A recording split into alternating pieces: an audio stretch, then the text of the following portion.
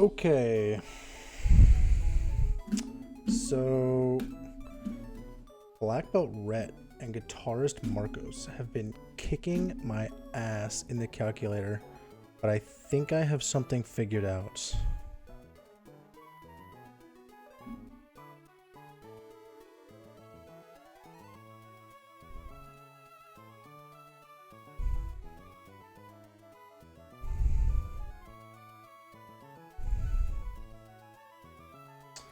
So, alright. The plan is, and it's not really important this is auxiliary, it can kind of be any of these guys. Like, it could be a Mungus. Crobat will just need to see himself. Though Crobat doesn't even need to see himself as faster. So, they just need to see a kill. Mungus is going to be baiting. And I guess I'll put an Aspir Berry here if he's taking an Ice Punch if it's a Mungus.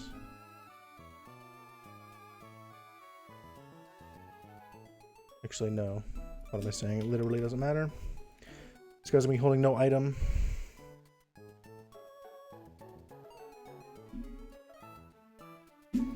What if I hold an Oran Berry? So Caracosta is gonna be pre-damaged to 24 HP. Because I need to be dead to every dual wing beat after taking any dual wing beat. The problem there is if they double crit for 12 damage each. If I go to... An Oran Berry is not going to help. Because it's not like it's going to proc in the middle of taking damage. I'm already below 50. So if I want to be above 24, I just need to go above 24. So that's the one risk, is double crit from Crobat. Is double dual wing beat crit.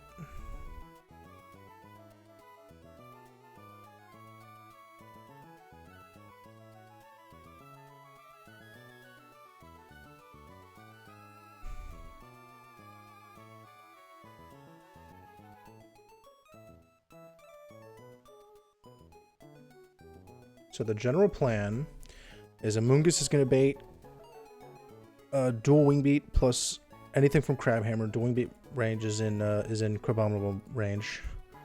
Swap to Caracosta. Muscle Band, Fire Lash from Centiskorch will kill Crabominable before it has a chance to move. So Caracosta is only taking the dual wing beat.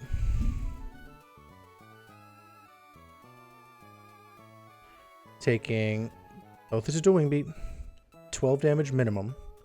So I need to be at 24 so that I'm always in at 12 HP or less after a dual wing beat.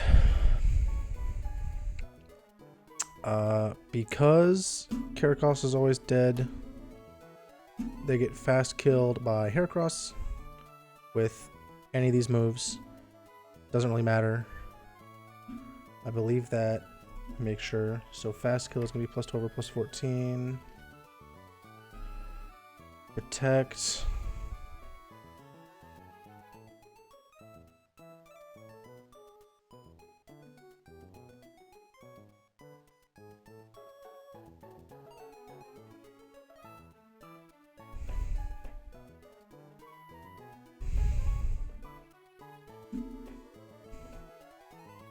Yeah, I believe it should not be able to protect over a fast kill on Caracosta. So Caracosta will protect. And again, Muscle Band Fire Lash will kill this Heracross. In comes Poliwrath. Again, Caracosta is dead to...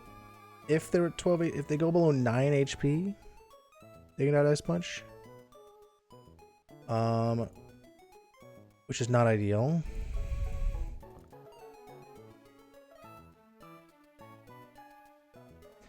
Can't really citrus. Okay, so if Oran Berry, if I get max roll Ice Punched for 92. And let me pull up another tab to use for calculator.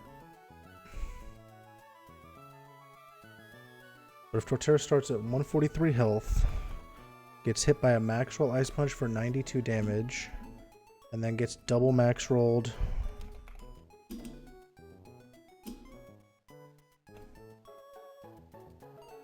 That's negative 21.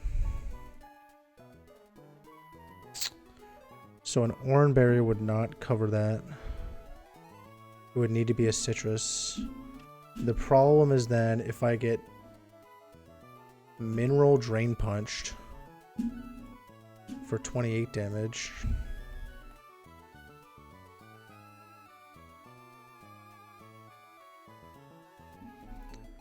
And then mineral dual wing beated for 30. That's 55.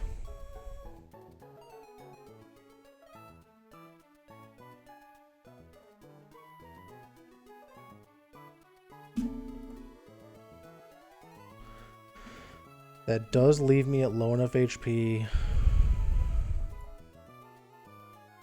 to always bait dual wing beat from Crobat.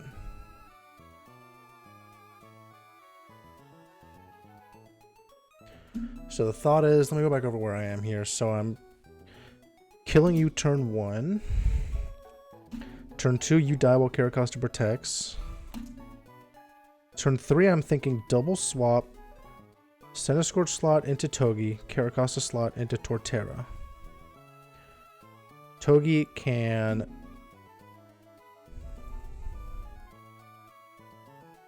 because they'll both see kills on Torterra. Togi can nuzzle Poliwrath.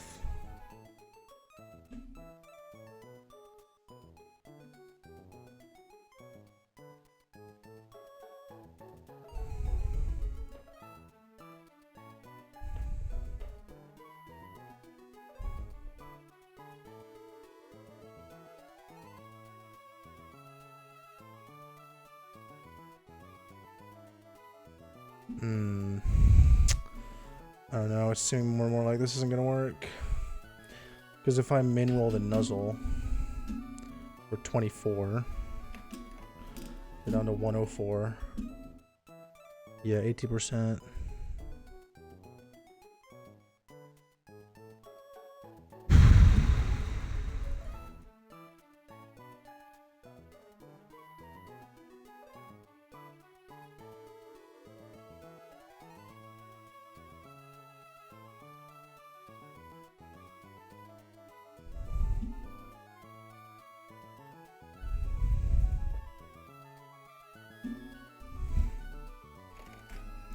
Although at that point they're paralyzed, right? And they're slower than everything. So I could just use Electros here.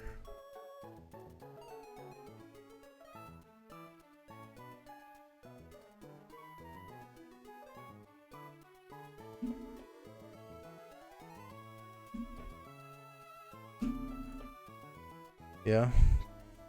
Discharge plus a Zing Zap into Poliwrath.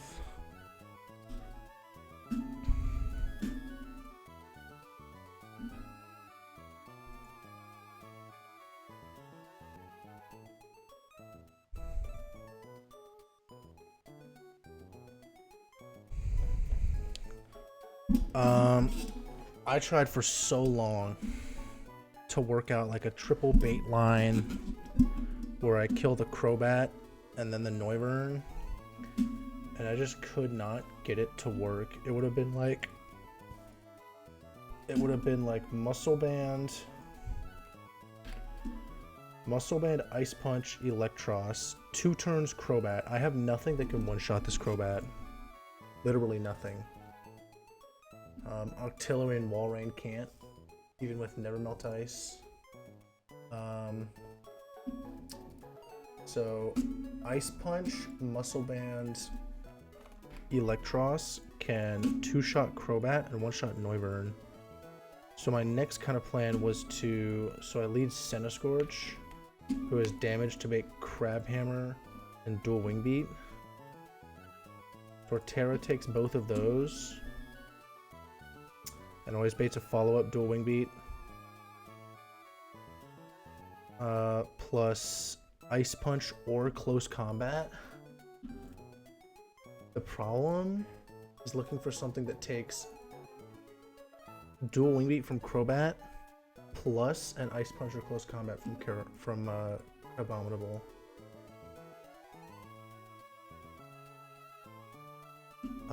And then follow up to that is I would like something that can then bait from Noivern, right? So Close Combat just does so much in my box.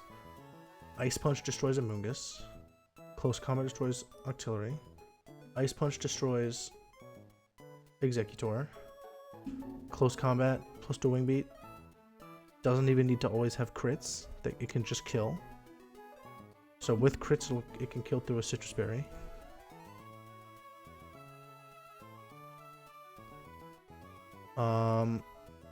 Caracosta can, but the difference between Ice Punch and Close Combat damage is so high. I can't...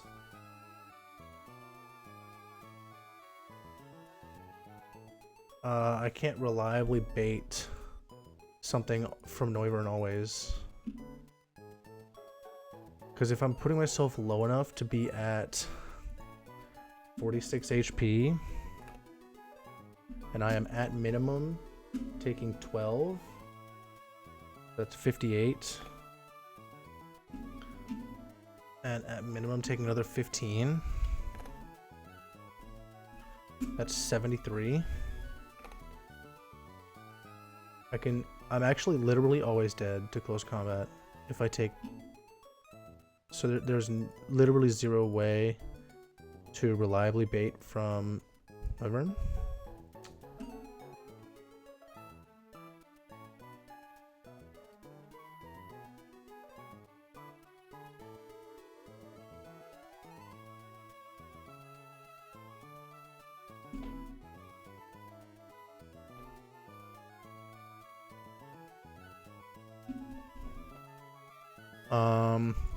And I can never go back to Centiskorch because Centiskorch has to be in dual wing beat range for the baiting at the start to work.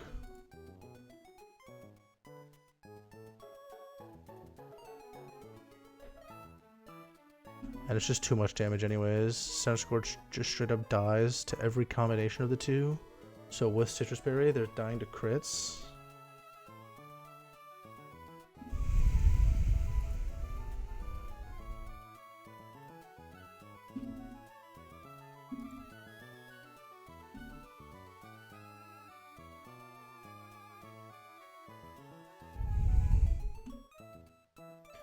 Yeah, it's just what's so annoying about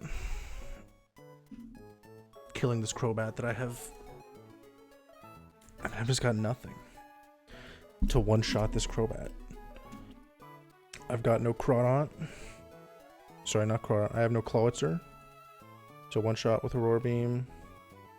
I've got no Hariyama, Guts Hariyama anymore to one-shot with Ice Punch.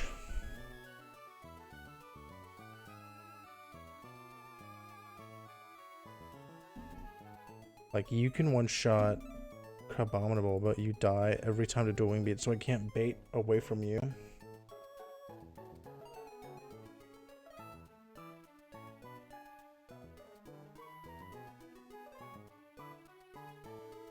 And I don't believe I have any other... Yoga Detecto 48...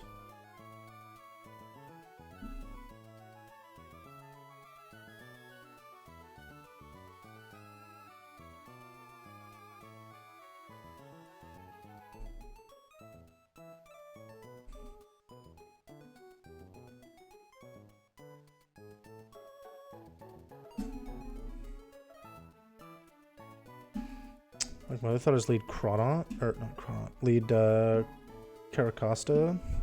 Caracosta has to be so low to always bait dual wing beat that it's always random move from Abominable. So I can't like go Torterra because I just died to Ice Punch. Can't go Centiskorch because it's just always dead to Crabhammer plus dual wing beat, right?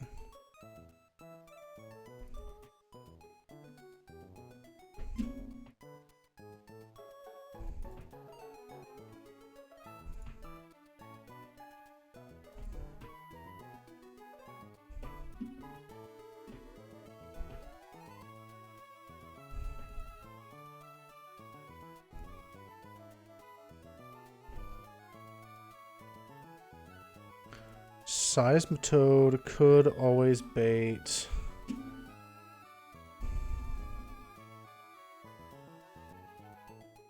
close combat.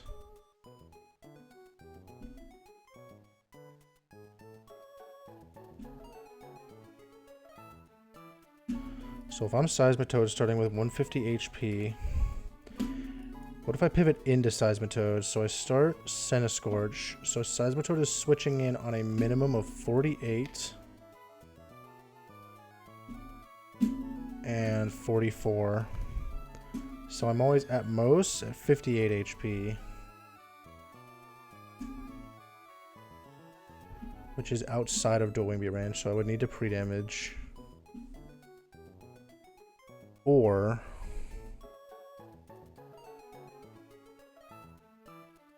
bait close combat. So you always bait Ice Punch.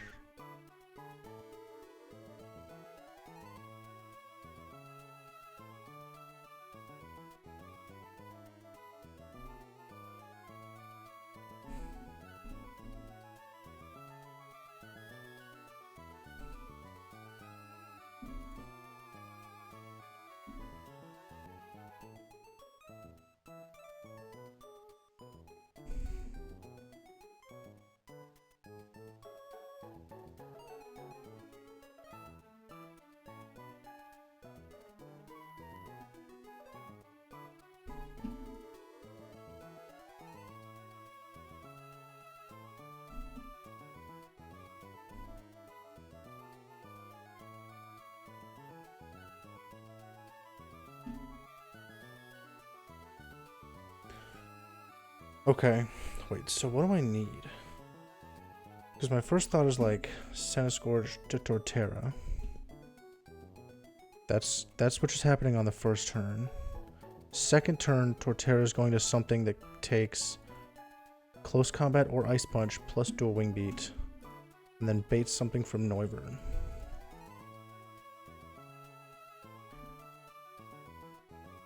So Togi at half or less will always bait something from Noivern in Flamethrower. So if I can always bait Crabhammer, I can always bait Crabhammer from the second Mon.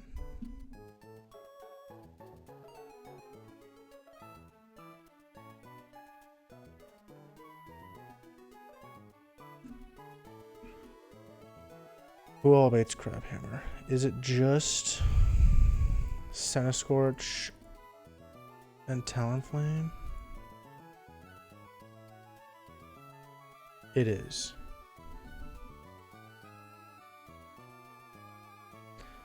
Centiskorch takes way too much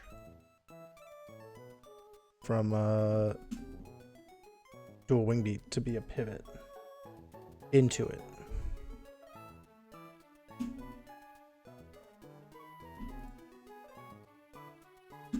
I'm not dead to max crit, but I am dead to max crit plus like Ice Punch. Because double max crit only does 123%. So with a Citrus Berry, and if I get max rolled for 56 plus max roll crit, which is what 84? That is 140. So I could get I could get max roll non-crit for 35% into max roll crit for, and it wouldn't pop my Citrus Berry. I'll just die.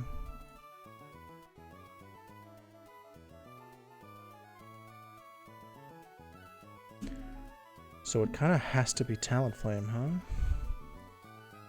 Like max roll crit does 74%.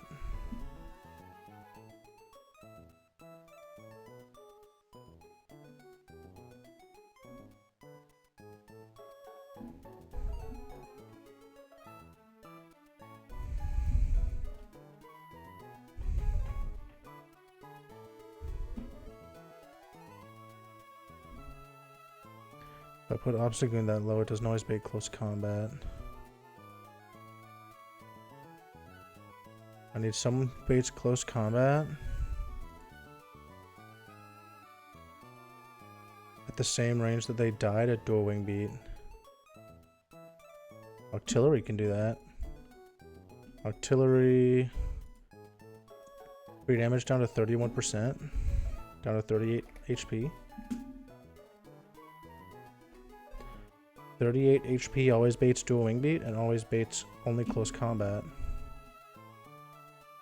The problem is, if I'm Talonflame switching on a close combat, I'm taking at minimum 48 damage plus 50 damage for 98.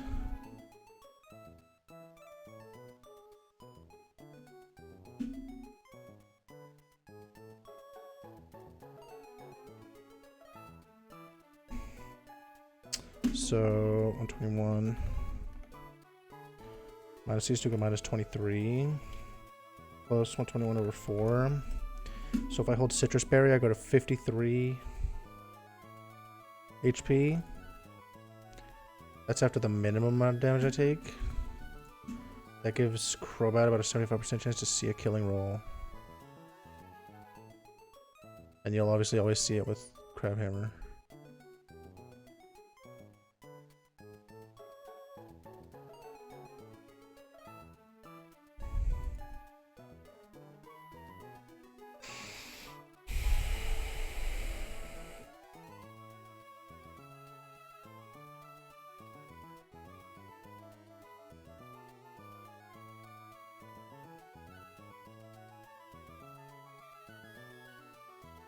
Because the thing is, again, if I can switch into Togi on a Crabhammer plus dual wing beat,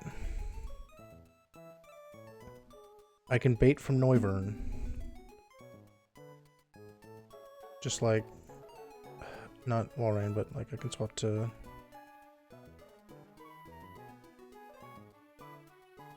I swap to like Centiskorch. Centiskorch will work there. So it's like, I think it's always risky for Talonflame here is the thing.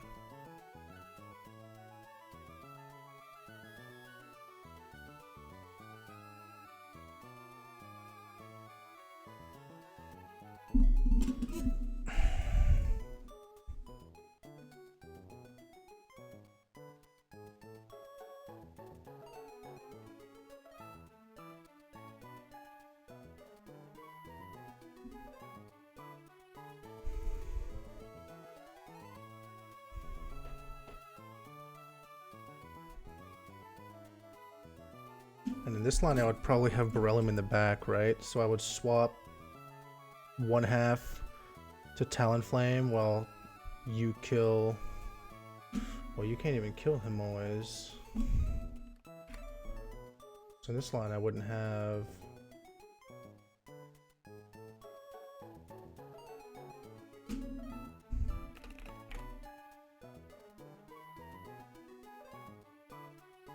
Thunder Punch without the Muscle Band.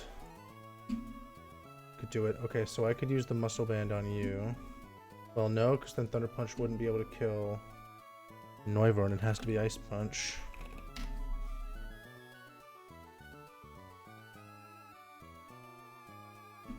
Ice Punch with no Muscle Band.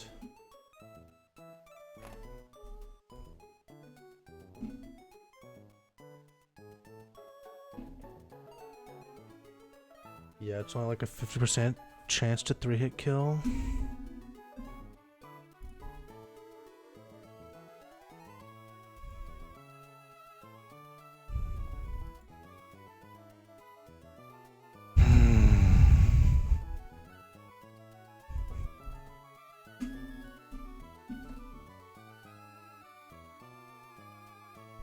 That's what I mean. I don't really see a way to get this pivoting stuff to kill Crobat first to work.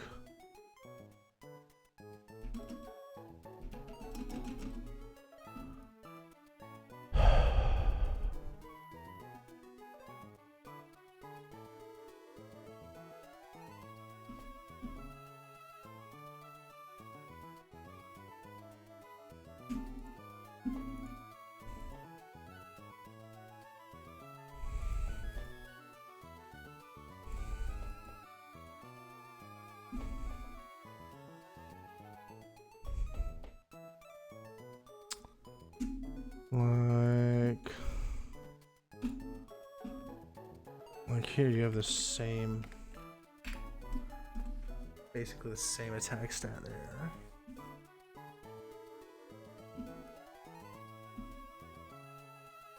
I could use...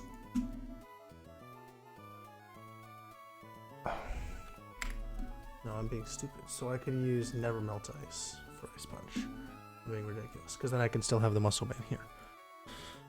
So it would be turn 1, artillery damage to 31%, always close combat plus dual wing beat. Talonflame goes in on the dual wing beat plus close combat. Although, another reason you wouldn't need Muscle Band using close combat. Talonflame comes in on close combat plus dual wing beat.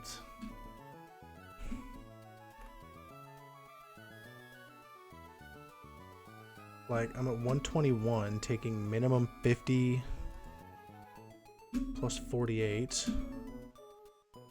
So I'm at most 23 HP.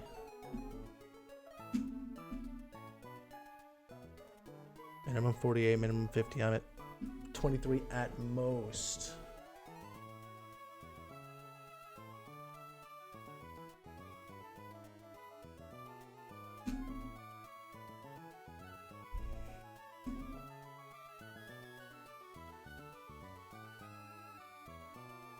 That seems like so much.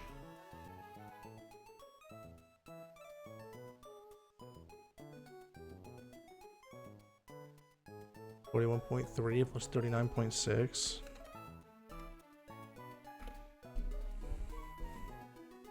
Yeah, about 81%. So if they, I mean, if they even max roll those, like, I could take at most 57 plus 60. If they max roll, I'm at 4 HP.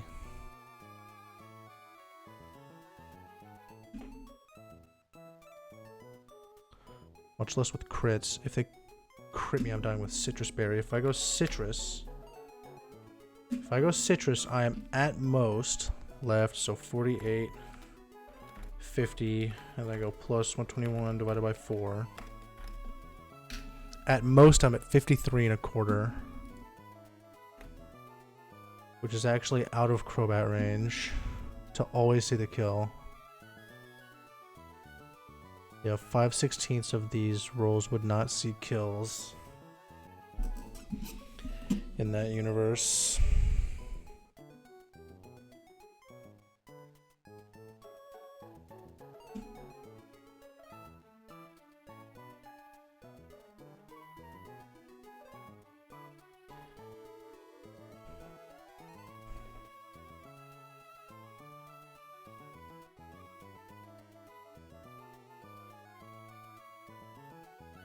Do I have anyone that takes close combat plus dual wing beat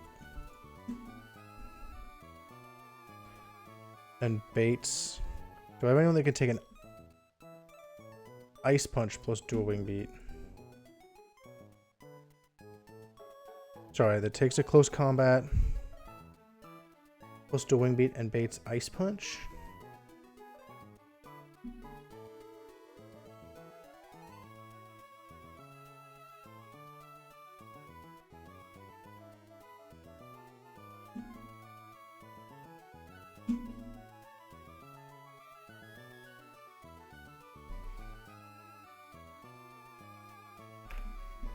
Let's see, because I'm pretty sure all my Pokemon that get Protect have it. So Krabby Kingler, Weezing, alright. Yes, Weezing, Ammonite, Amistar, obviously, Mudkip, Torkoal, Corphish, Shelgon, Laias, Piplup, Venipede, Whirlipede, Scolipede, Caracostos, Pupa, Jangmo, Hakamo, Komo. And then Detect is Himotop, Yanma, Yamega, Trico, Umbuskin, Sable, Meditite. Who's that? Medicham, Absol, Samurott, Obstagoon, Farfetch'd, Surfetch'd. Yeah, so that's all my. Yeah, I only have one protect Pokemon. I thought.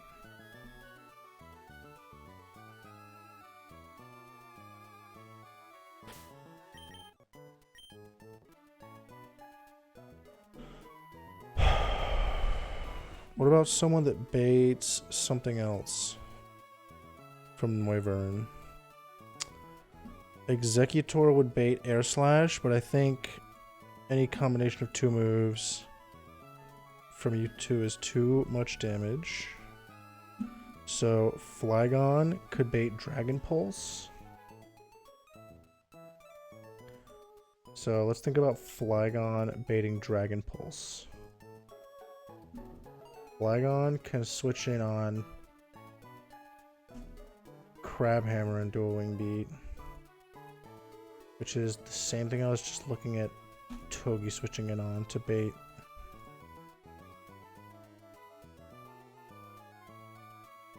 Flamethrower.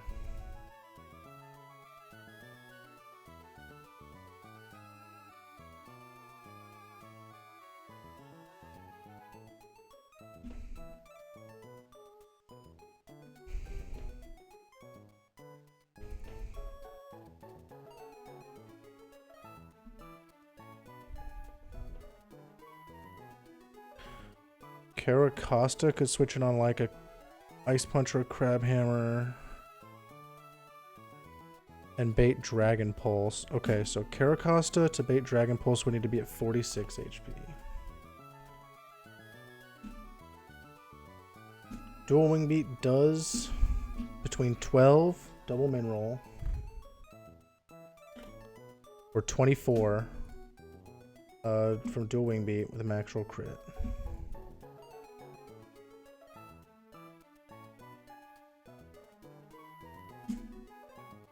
Ice Punch does between 15. So with the 12, that is 27. To 18. So combined with 24 is 34, 42.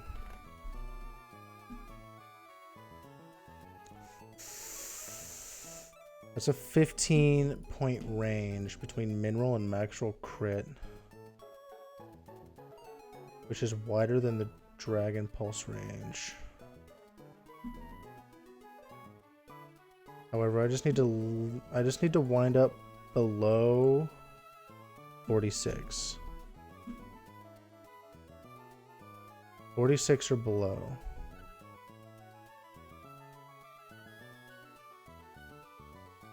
And the double min roll from Ice Punch and Dual Wing Beat of 27 damage.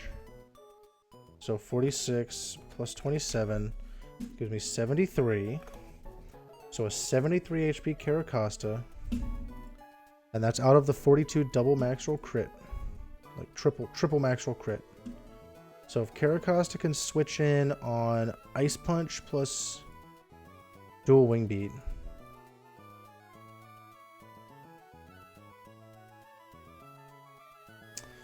Breloom can always bait Ice Punch, however. Wait. Isn't that where Torterra comes in? I don't have that much control. Because starting at 143, I'm taking at minimum. If I bait the Crabhammer, I'm taking 33. And then minimum, I think it was 60. Yeah, so I'm at 50 at most. Which means I could be baiting close combat. Which, if I'm pre-damaging to 73 on Caracosta, I'm literally always dead.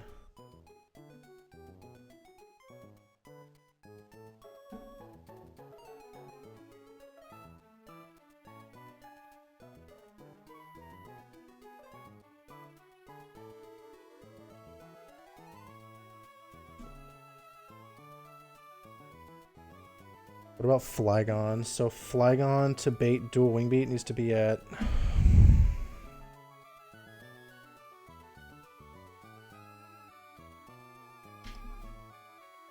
36 HP or below. Flygon from a Crab Hammer takes 41. So 36.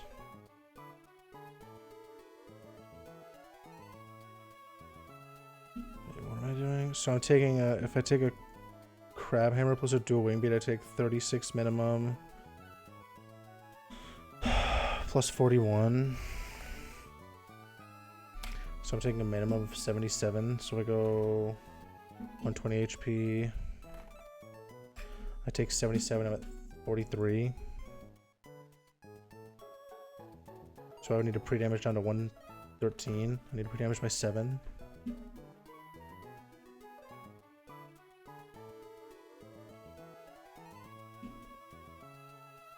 No, this never works, because the whole point is I need to be baiting Ice Punch.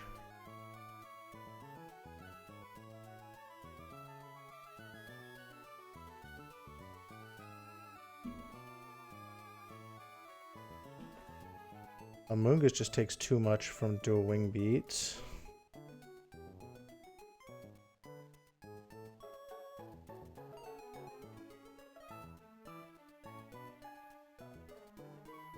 So does Executor.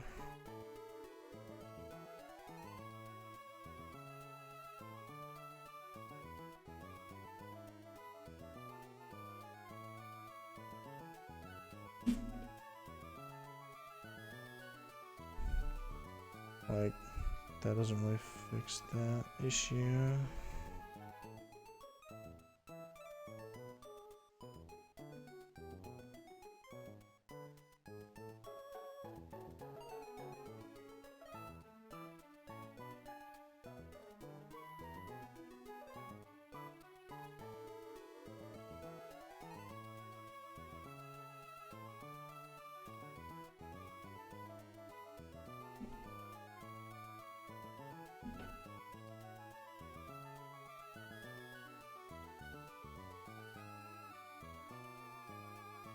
Like, would Executor into Togedemaru?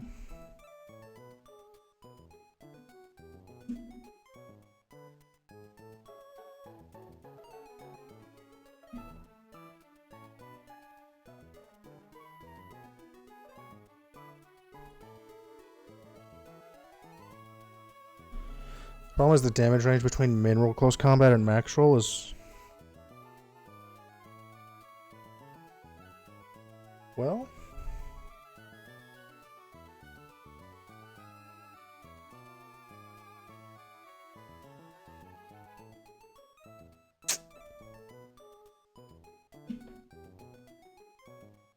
like, I could just die.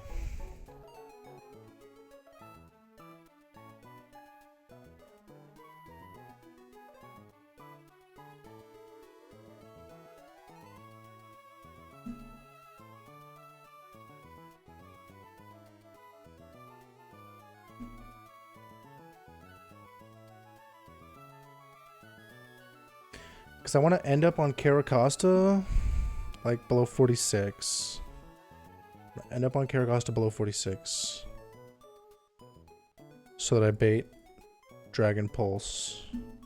And I can just kill with an Ice Punch. I want to end up on Caracosta on 46. So I'm baiting and doing it no matter what. I think ideally I want to bait in Crabhammer.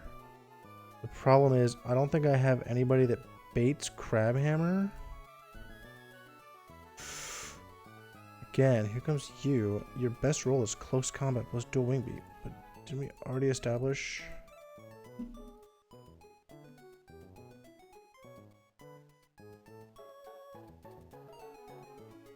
Does anybody bait close combat and dual wing beat without baiting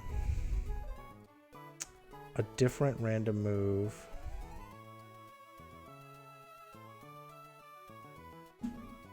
Moraine could. He would always bait close combat At 21% HP, you always bait close dual wing beat from Crobat, and you only ever bait close combat from Crobominable.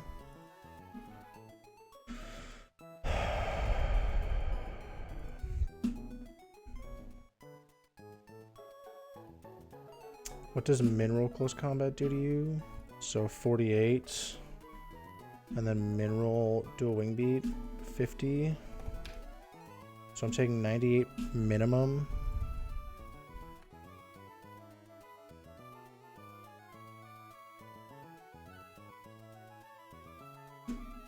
So at minimum, at maximum, I'm at 23 HP. What does close combat max roll?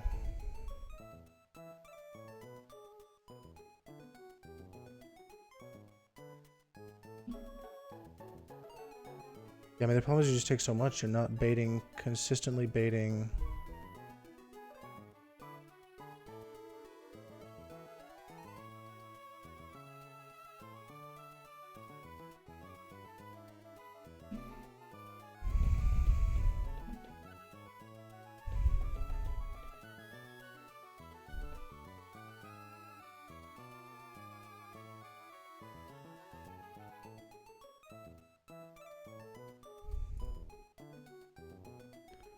I mean, what if it's you baiting Crabhammer plus dual wing beat? Caracosta could absolutely pre-damage run Crabhammer plus dual wing beat, so I'm always in Dragon Pulse range. And I need something that always takes a close combat plus a Dragon Pulse, or like a random move from Crawdaunt. Maybe a random move. Probably close combat.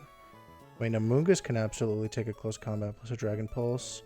So if I'm switching in on Crabhammer, which is 28 HP, so at minimum, so Crabhammer minimum is 28, Crabhammer maximum, my actual crit Crabhammer is 49.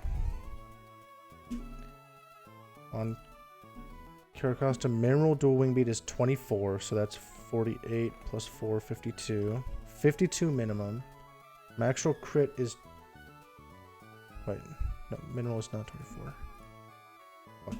Okay, Mineral Crabhammer is 28.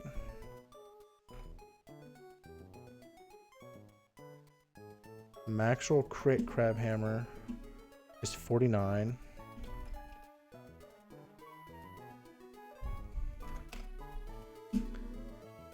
Mineral dual wing beat is 12. My actual crit dual wing beat is 24.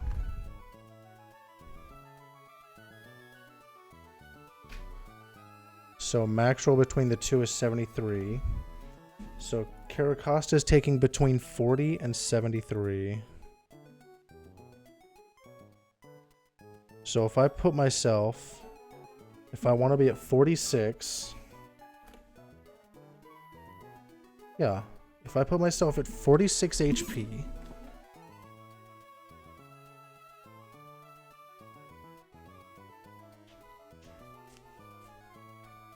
if I put Caracosta at 86 HP,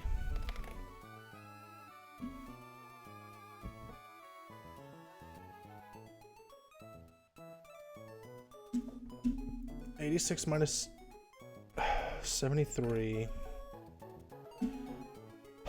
is 13, which is in air slash range. And if I go any higher than that, I'm risking not being in Dragon Pulse range.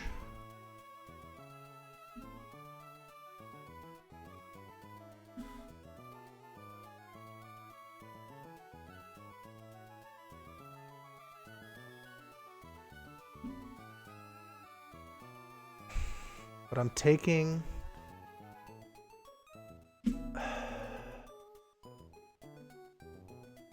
So I really want something that can take random move from Crobominable, huh? Random move from Crobominable plus Dragon Pulse, probably. It might end up having to be Dragon Pulse or Air Slash.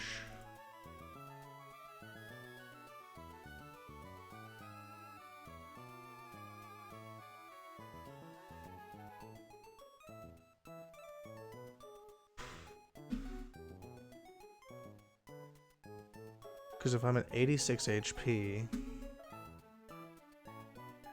and I take 73 damage, I'm at 13 HP.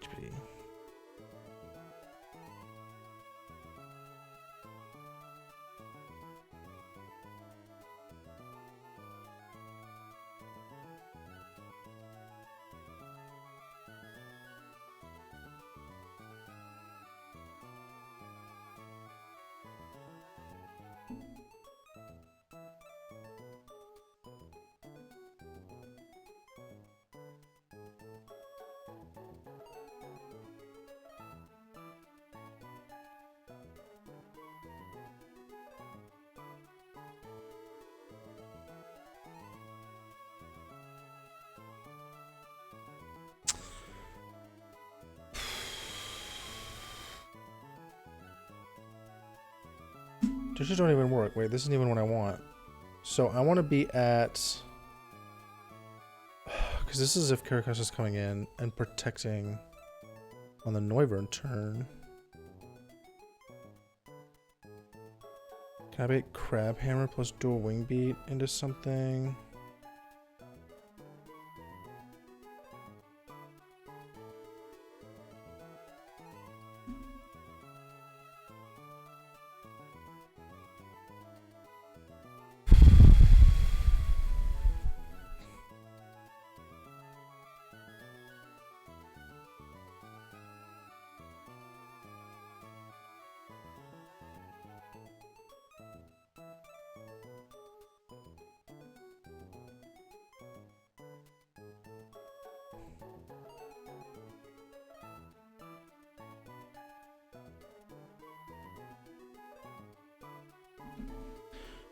What happens if I bait Ice Punch plus dual Wing Beat into Centiskorch?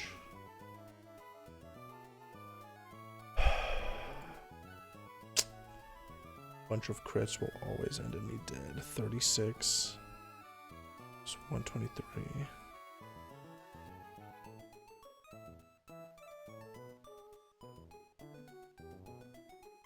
Because if Caracosta comes in second, I need to be at 12. So I need to take random move from Noivern.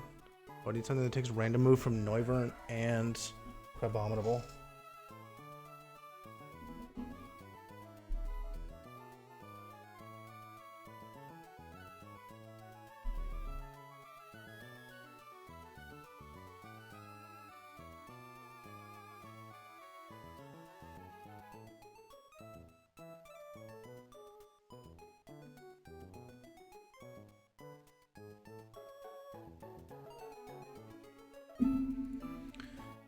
And I'm not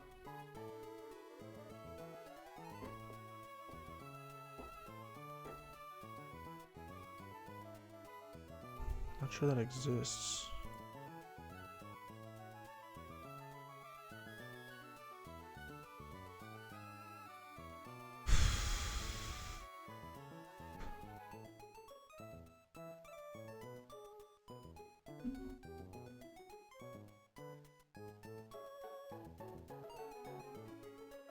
Like, I could go...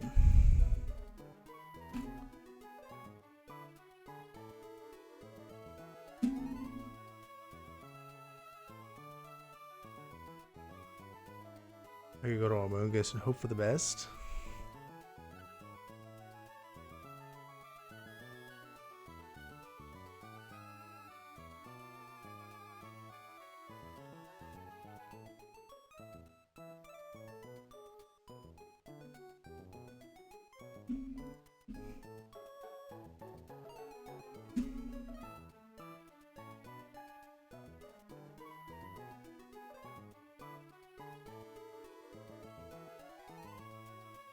It really seems like every mon has like just a 1 in 3 for Crabominable to fuck them. They have to switch in on random move from both of these guys.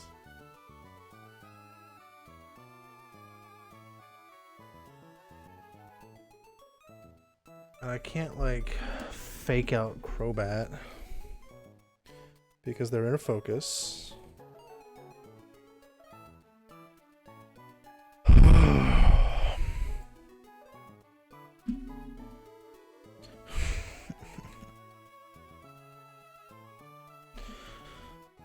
Oh, if only I had this right now.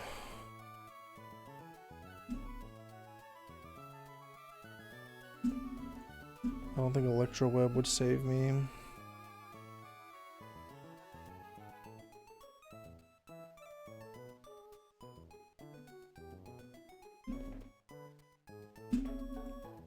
Why is this tab all the way over here now?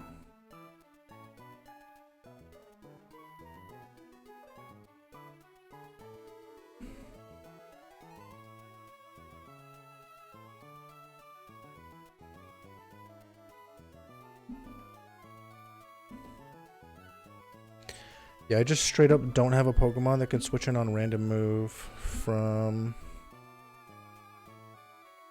Northern and Crabominable. It feels like Amoonguss is probably the best bet, because he doesn't outright die to either.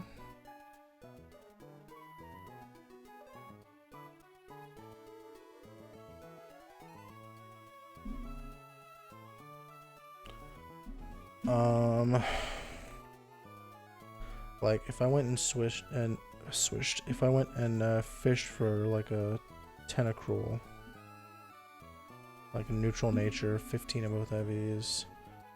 Tentacruel could do it. I could go fish for Tentacruel on 118.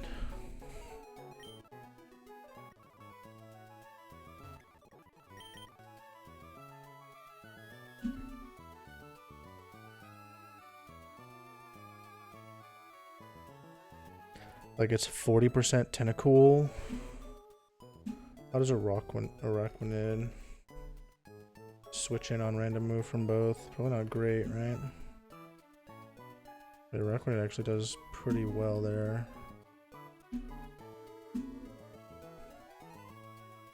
I'm sure Quillfish does pretty alright. Takes a lot from Dragon Pulse, but not much from Crabominable. This is assuming perfect IVs. Like it'll be a bit more damage on Dragon Pulse. Basculin would definitely not switch in very well, I don't think. Yeah, close combat would absolutely destroy Basculin.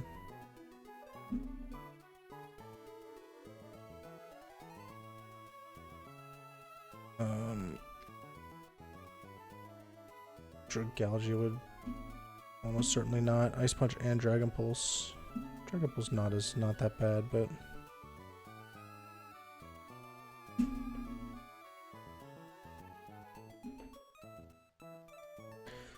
Araquanid, Quillfish, and Tentacruel could all do it pretty well. What about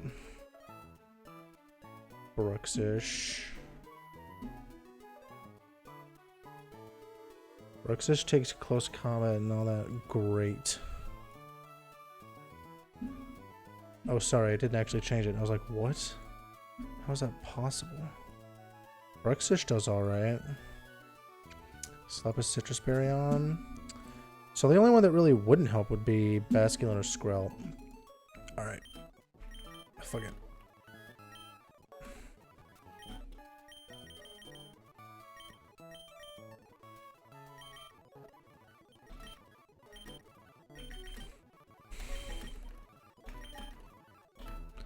Fuck it. Alright, we're gonna go cash in Emergency Encounter. Emergency 118 Encounter.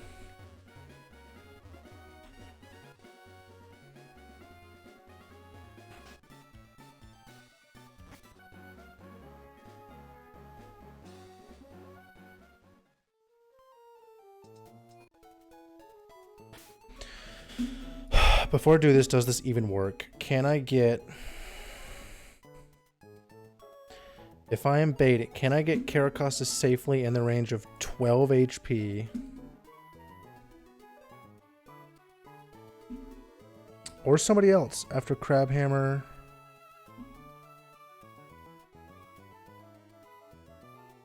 Plus dual wing beat. Okay, can I get Caracostus safely 12 fucking HP.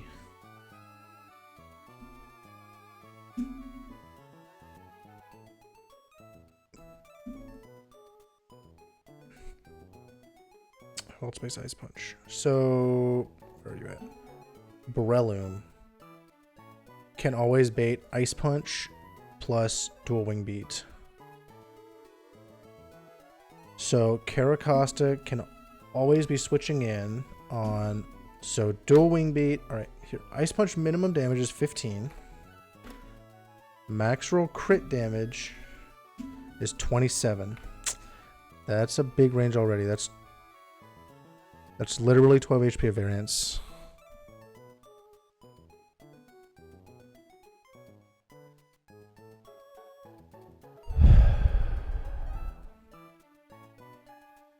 And then Dual Wing Beat does 12 to 24.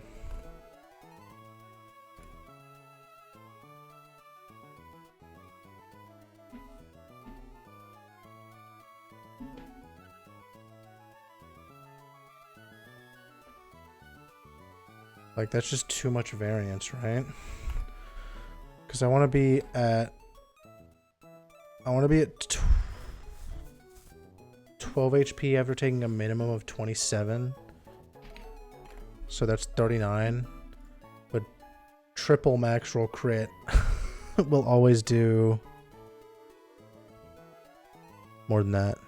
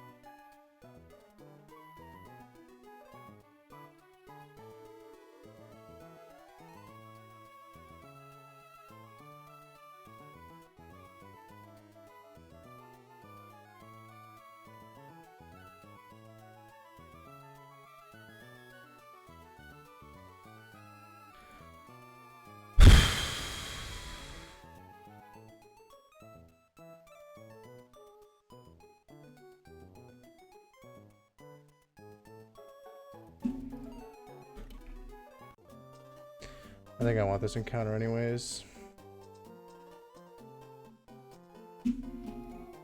Like, I could do like...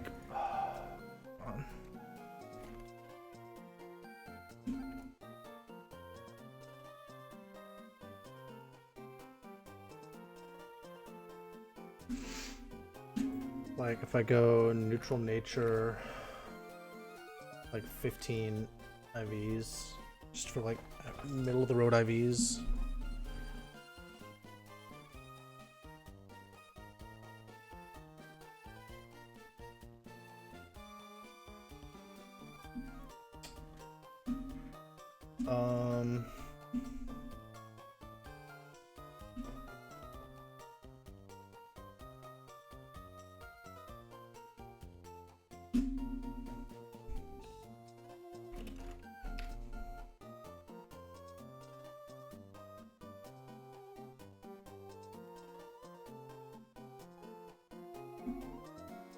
Dude, Cranberry can fucking miss too. I didn't even think about that.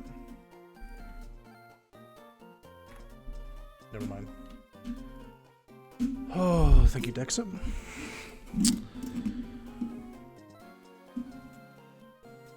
Like, would Tentacle even help here?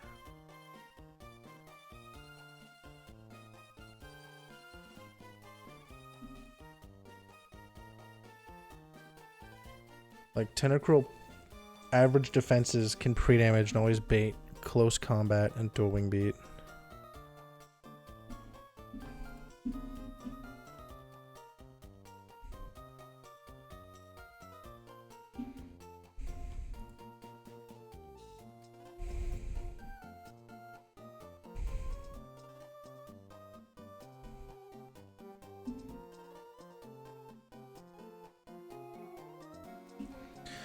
Even if Talonflame always lives, they can't reliably live in a range that only baits Crabhammer. It would have to live in a range that baits random move.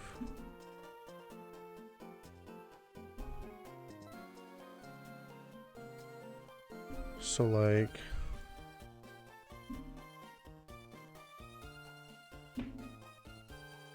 22, no you can't.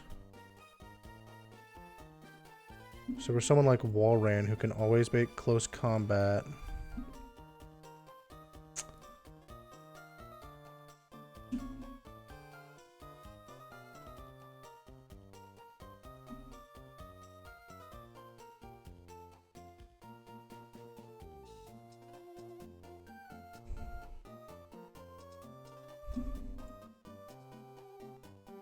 Crobat would always bait close combats.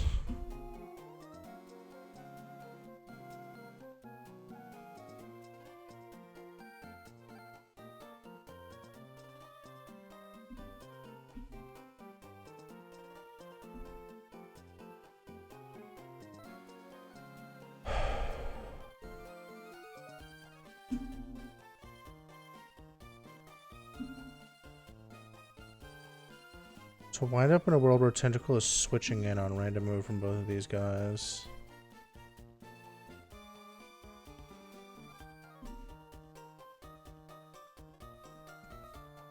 Like, this is something like what it would have to look like. Is Caracosta comes in, takes damage from both of these guys, and then clicks Protect.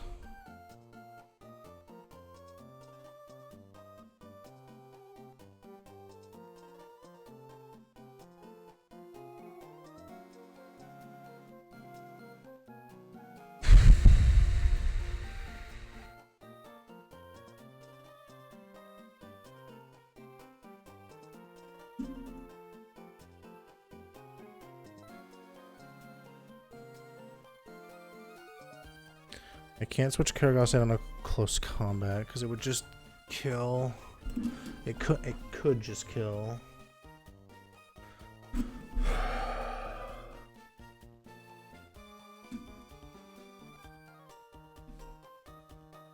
Like, you always bait Ice Punch into a Wing Beat with no major pre-damaging. It's very easy. You always bait Ice Punch plus dual Wing Beat.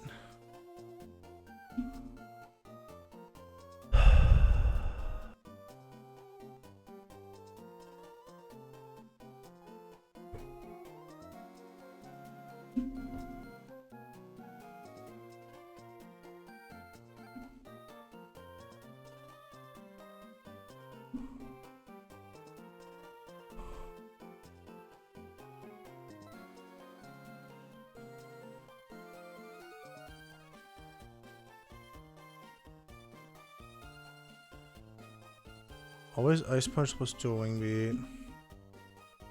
I mean, I could get...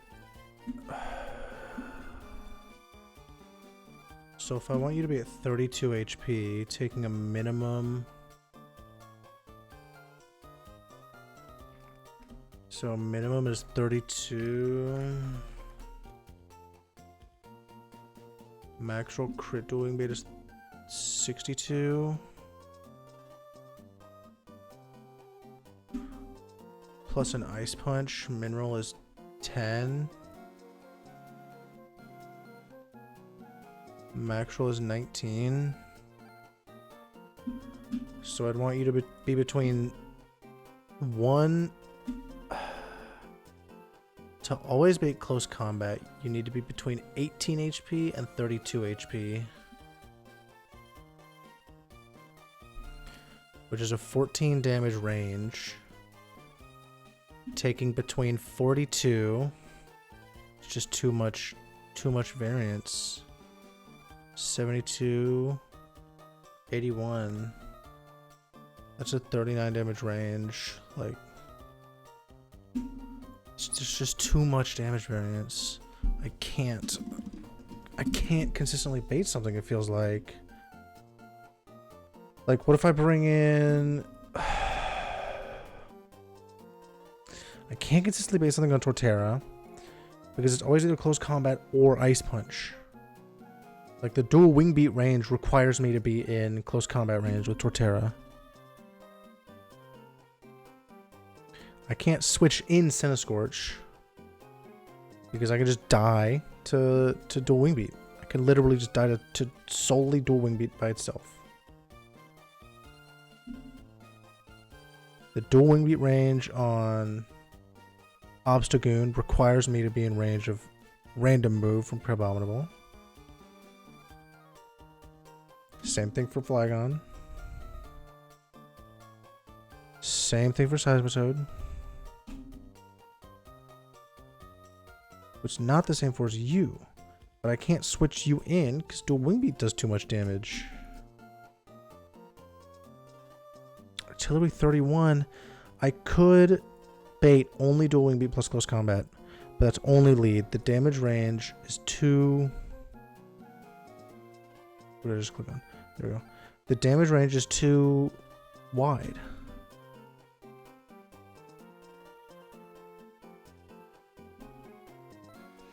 Like the difference between dual wing beat, min roll, and ice punch max roll.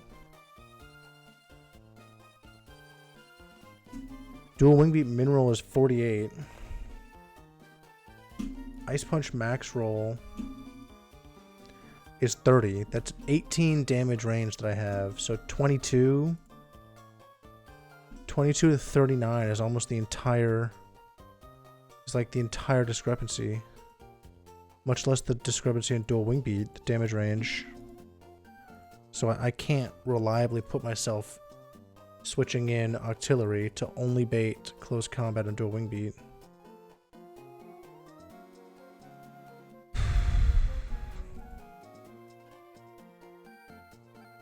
Like for Togedemaru, the Togi I could switch in if I can get okay.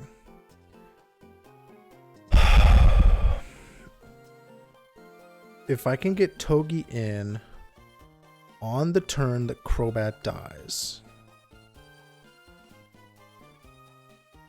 taking a Crab Hammer, I will always be in range of close combat or Crab Hammer and Flamethrower.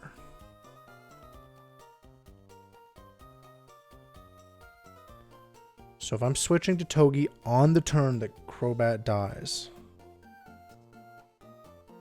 so on turn 2, can I always be baiting a Crab Hammer plus dual wing beat?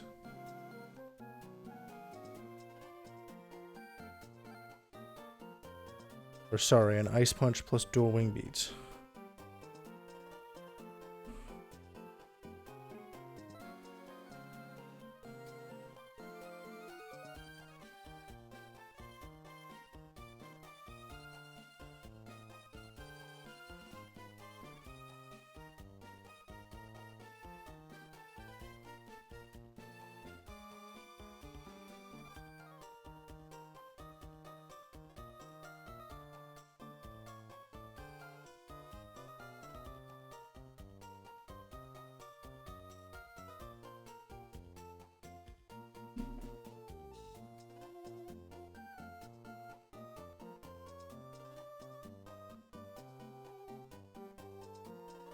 On the second turn, can I always be baiting? Can I always be baiting Crab Hammer?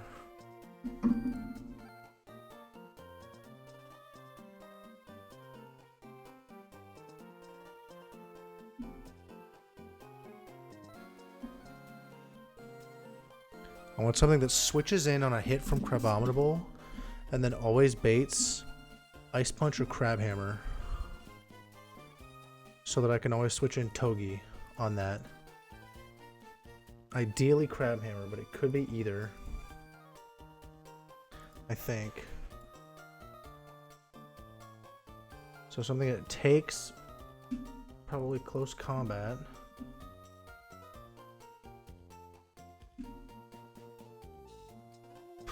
Maybe something different.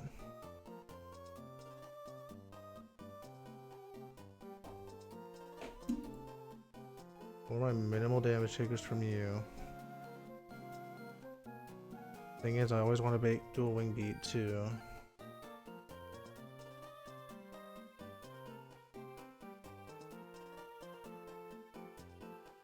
takes like minimal damage from close combat.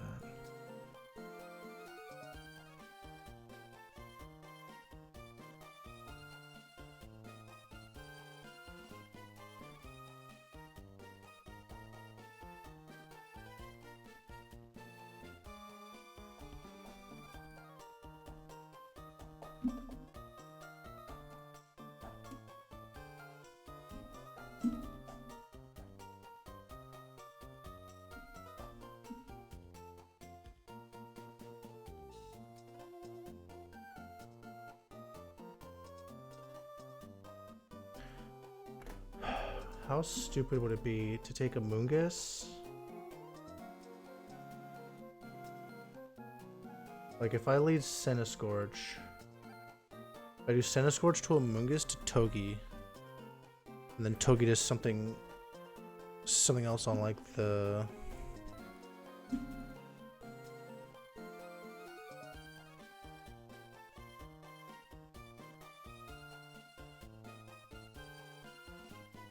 on your turn. Like if I pre-damage a Mungus so that I'm at 50%, so 70.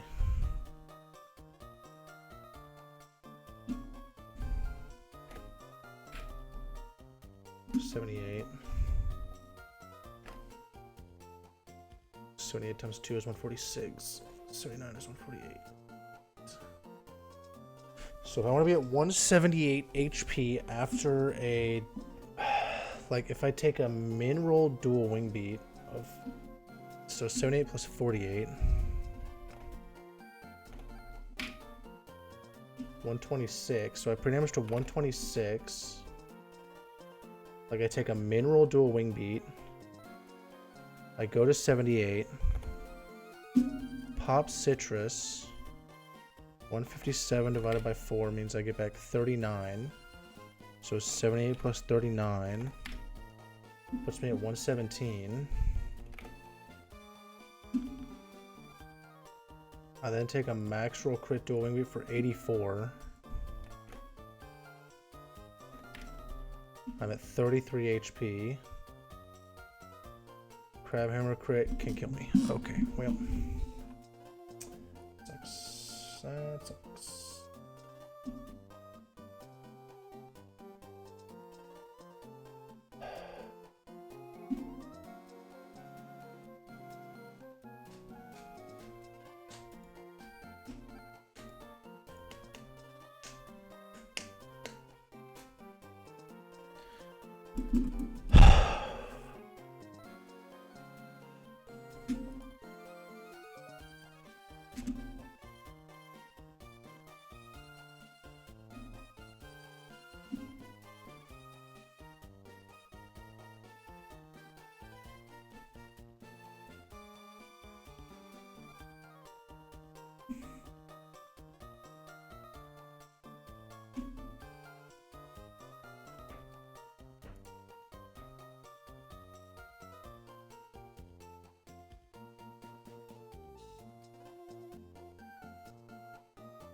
I don't think Flagon can ever be in a position to only bait Ice Punch. Like, it'll always be able to bait close combat after Crab Hammer plus Dual Wing Beat.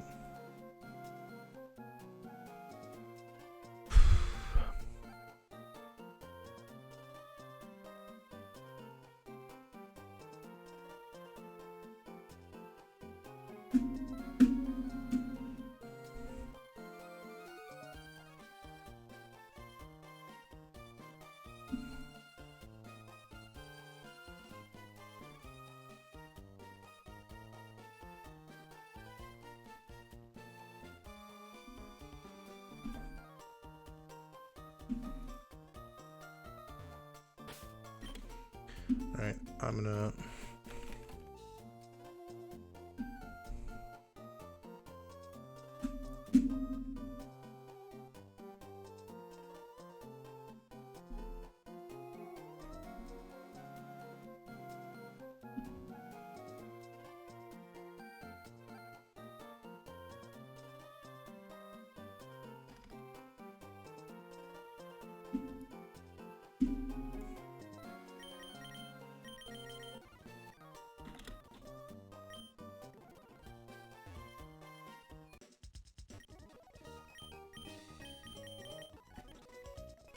do I get quick balls?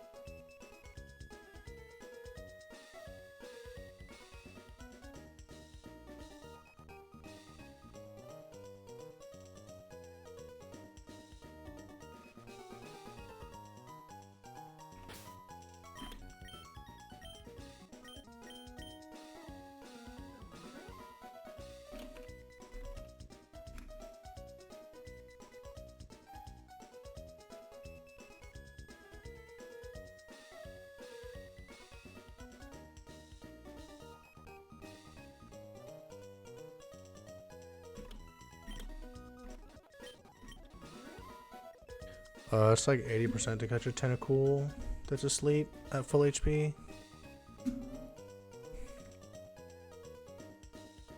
Tentacool level 20 gets Wrap, Confused by Water Pulse, and Acid.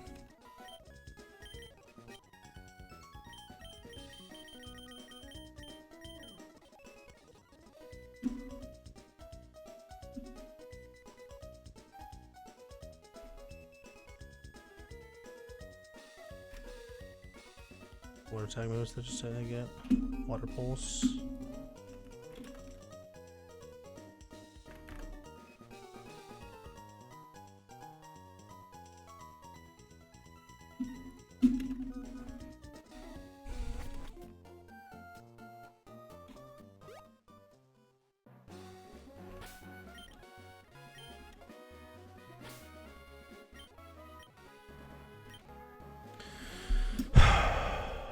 Okay.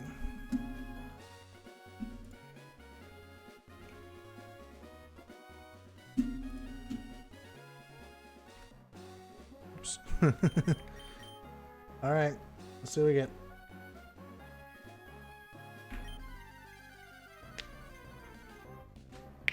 Okay.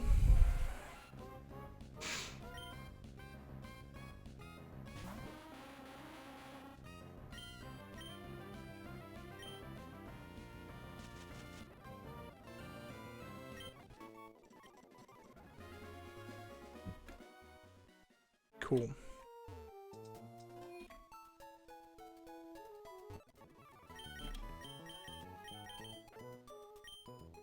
Okay.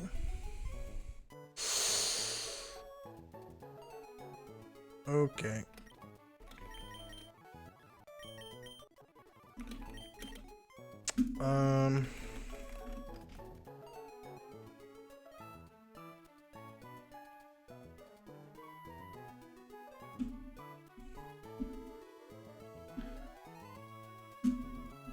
Is there any reason to delay this? Evolves at 30. 42. Do I miss anything if I delay? If I delay until 40 for Rapid Spin, I get Rapid Spin, I get Knockoff, Surf, Venoshock, Hex, Toxic. Do I even want Rapid Spin? Probably. Rapid Spin, Knockoff, Surf, Venoshock, Hex, Toxic. I don't care about Hex, right? I probably want like Toxic, Venoshock, Surf, and Knockoff. No, I probably want Venoshock, Surf, Knockoff. Not even Knockoff, to be honest. What do I even want?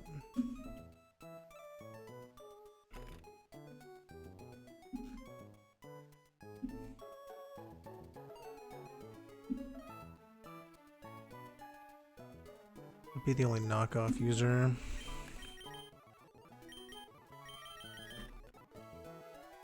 So delay until 40.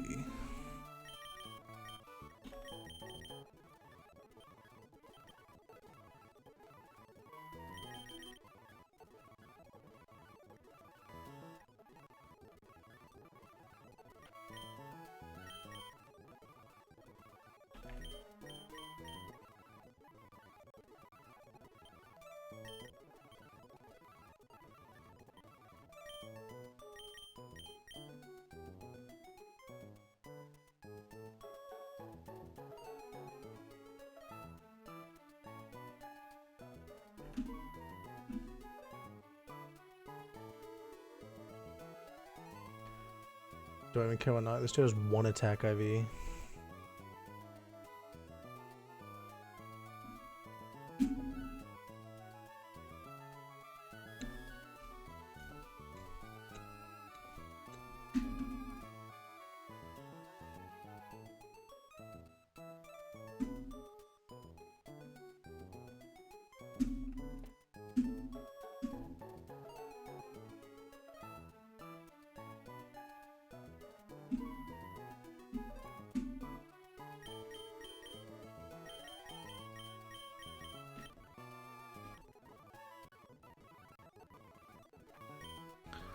Questions, do I give a shit about rapid spin?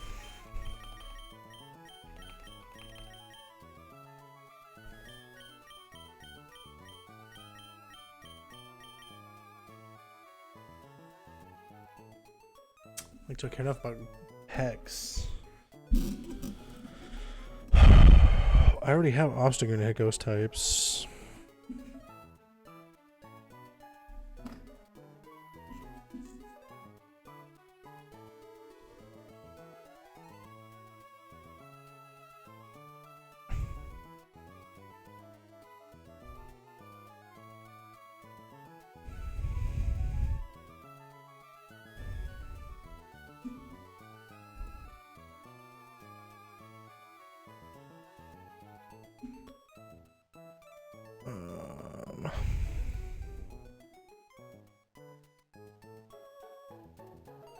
Like, Hex covers ghost types and psychic types, and Obstagoon does that already. I think rapid spin would probably be a little more useful in. Anything else with delaying for? 42. Next move is Sludge Bomb at 43 for Tentacool, or 48 for. What's the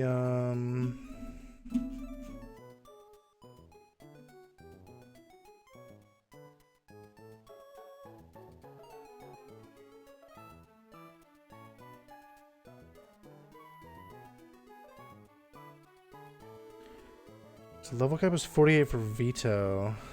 Is it 48? There's no level caps before that, right?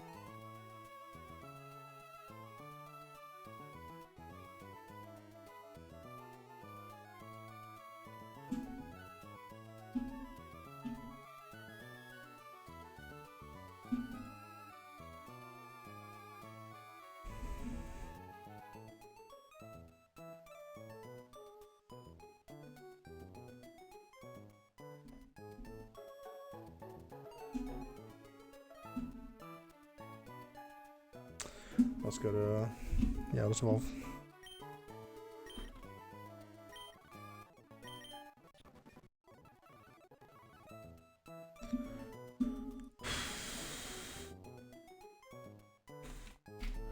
Can't wait to plug this back into the calc and it does nothing for me.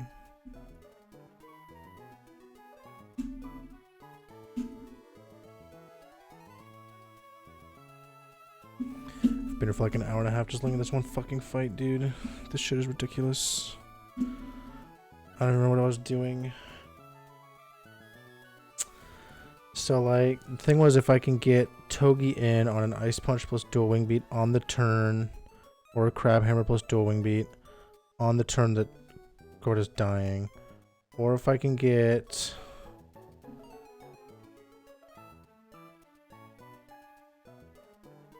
Tentacruel in on the turn that they're dying. Like, if I can go on a Crab Hammer plus or on the turn that Noivern's in, if I can go like Crab Hammer plus Dragon Pulse or something.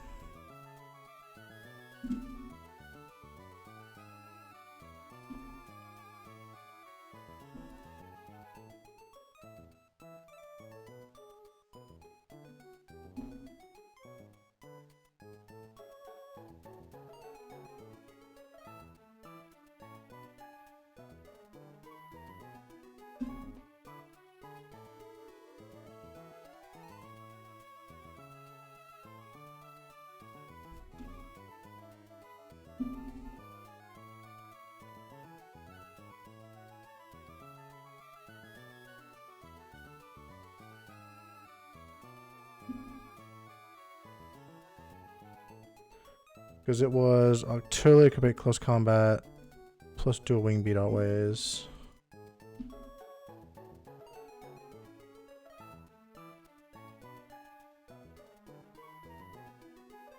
Problem is you can just die to that.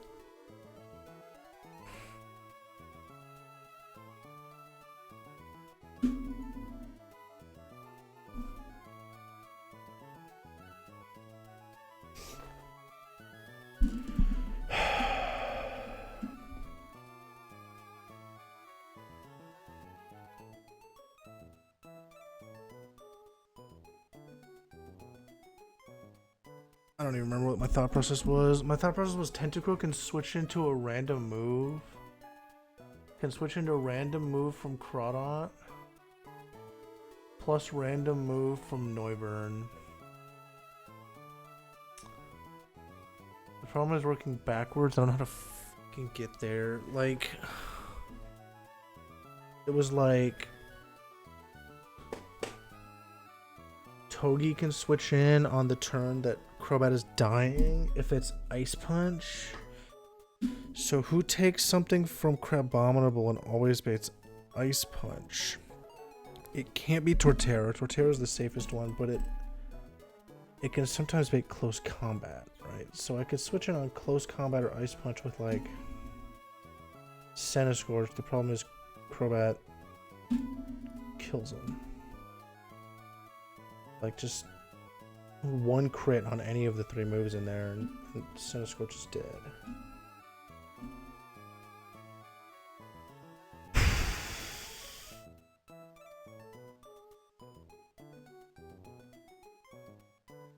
It's just the same fucking problem. So it's like...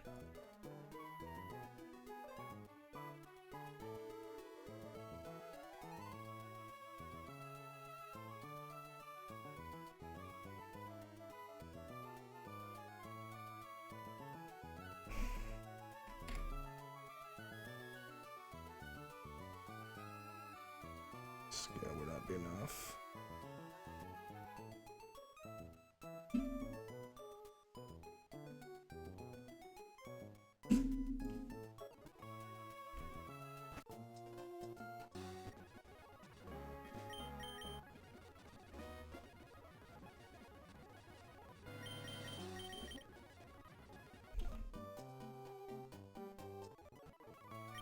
Just looking at the tutor.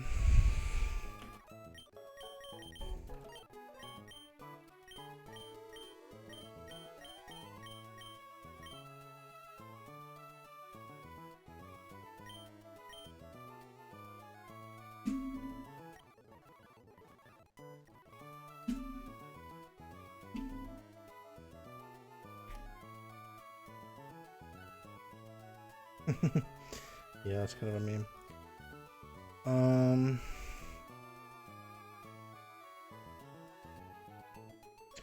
Okay, because working backwards, Tentacruel can switch in on random move from these two.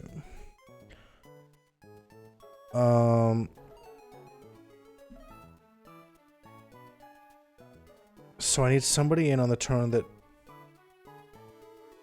Crobat dies.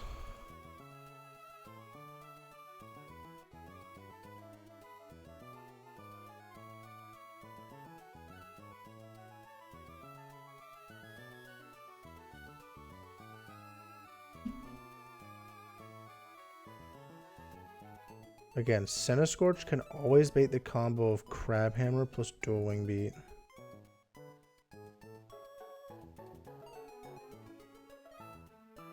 Which always leaves Torterra in the range to bait close combat or Ice Punch plus Dual Wing Beat.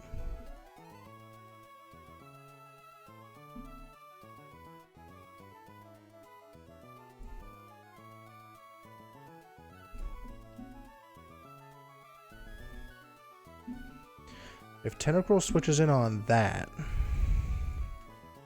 so if I lead Centiskorch pre-damage to what? 96. Swap to Torterra. I'm taking 63 65% to 77%.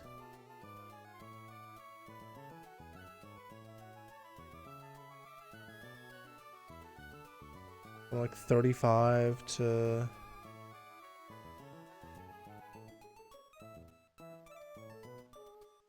35 down to 23. So even at max rolls, I'm never in range of another crab hammer, but that doesn't really matter. So like ice punch minimum is 32.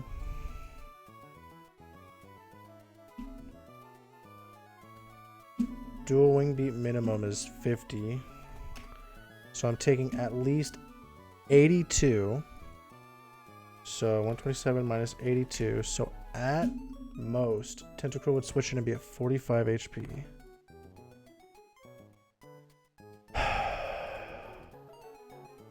Tentacruel would just die to max roll crit close combat plus max roll crit. Wouldn't even need a max roll crit. Max roll crit close combat plus literally any dual wing beat rolls would get you killed.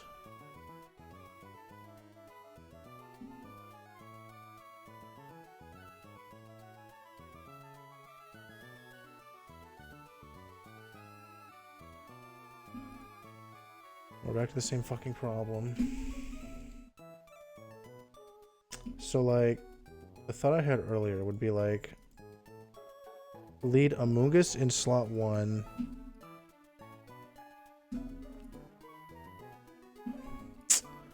I mean, the problem is, I've looked at it and I know that even like Caracosta, even Ice Punch plus Dual Wing Beat, like Caracosta can't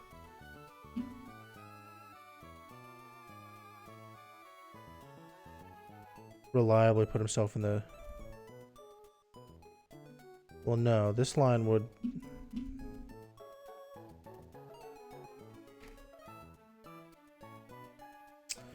So if I'm doing the kill the left side, kill the slot 1 line, if I do a line that kills slot 1,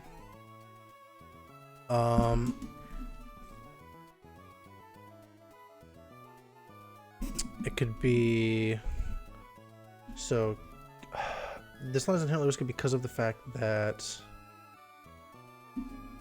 because the same thing here, 12.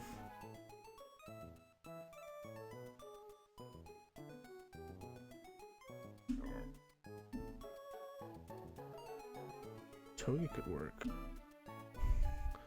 Togi just now protect.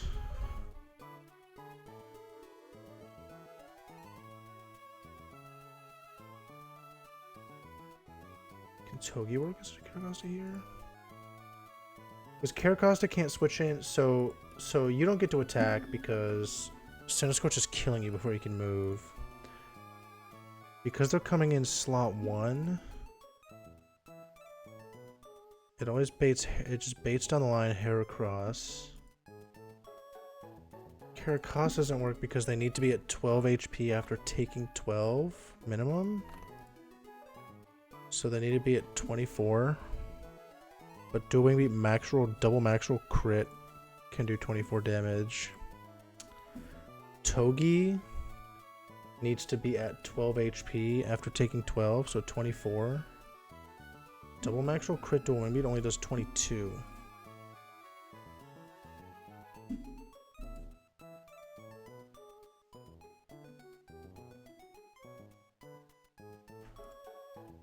So Togi could switch in from Amoonguss because it doesn't matter what Crabominable is doing. Amoonguss, it doesn't matter that Amoonguss is the one doing that. It just needs to be someone that baiting Dual Wing Beat.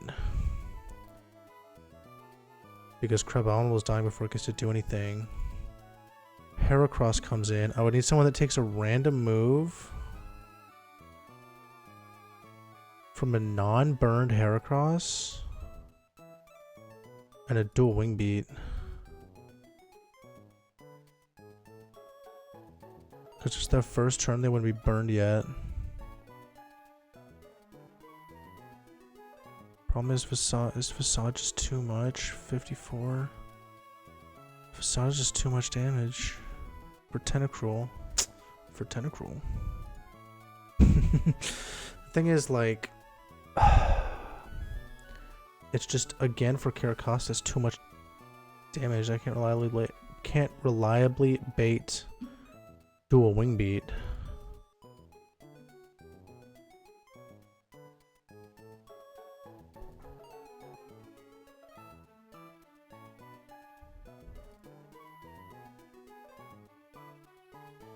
Oh, Talonflame. Talonflame is taking at minimum from dual wing beat. Dual wing beat minimum is 50. Dual wing beat maximum is 60.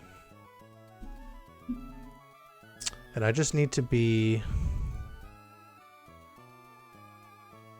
always dead to liquidation after any reasonable double hit. So I just need to be below at 50 or below after this turn. Sorry, 50. Yeah, 50 HP below. Heracross non-burned leech life minimum is 15, so minimum 65. And I have a range of 49 HP that I can put myself between.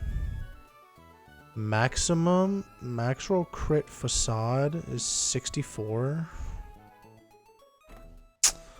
So maximum is 124. If I get max roll crit dual wing beat. Oh, that's not even crit dual wing beat I'm looking at. I was looking at just plain old. Fuck me.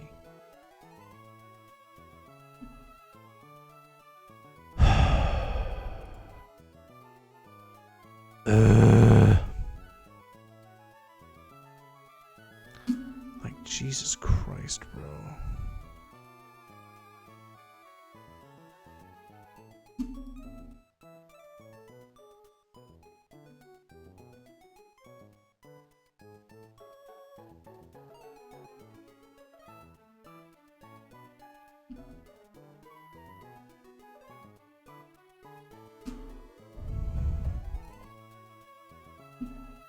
Yeah, Togi at 24.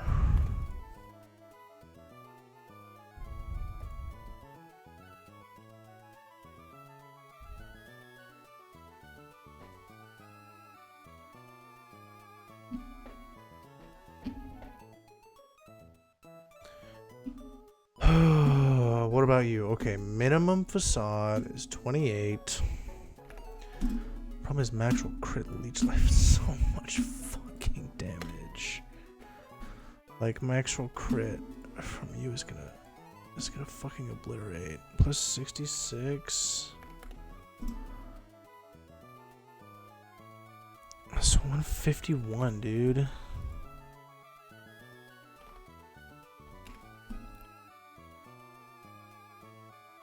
That's literally more than a citrus berry past Flygon's max HP. So I can't even, like, citrus it.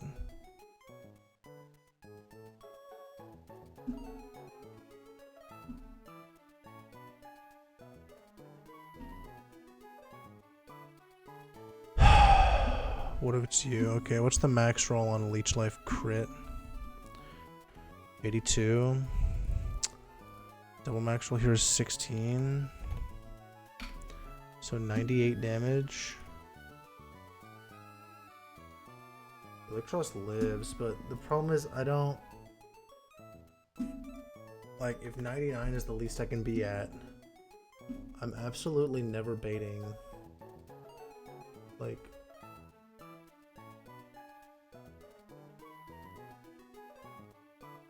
There's no chance I can always bait, what's it? After a goddamn... After double min rolls, right? Because if I have to be at 99 HP so I don't get killed by crit, then min roll facade unburned will do 28. Double min roll, that does 18, that's 46.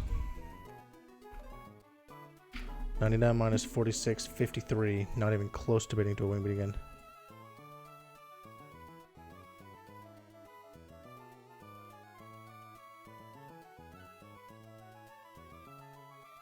I mean, my number one question is, do I need to bait dual wing beat again?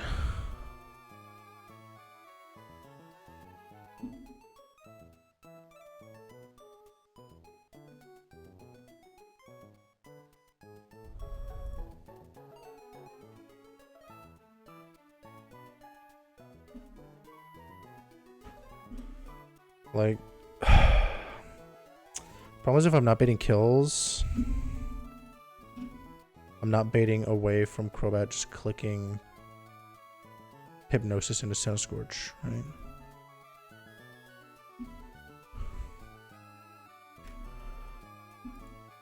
And at 6% damage a turn if I pre-poison.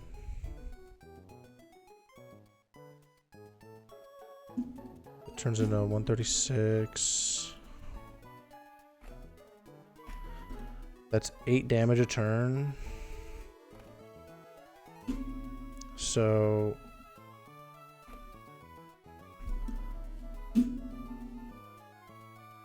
after 1 turn,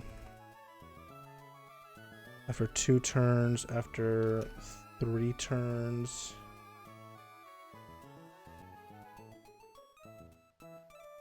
after the 5th turn, I'm always baiting dual wing beat. 112. After the 3rd turn of poison, I'm baiting dual wing beat after a max. I'm baiting max roll dual wing beat into Centiskorch.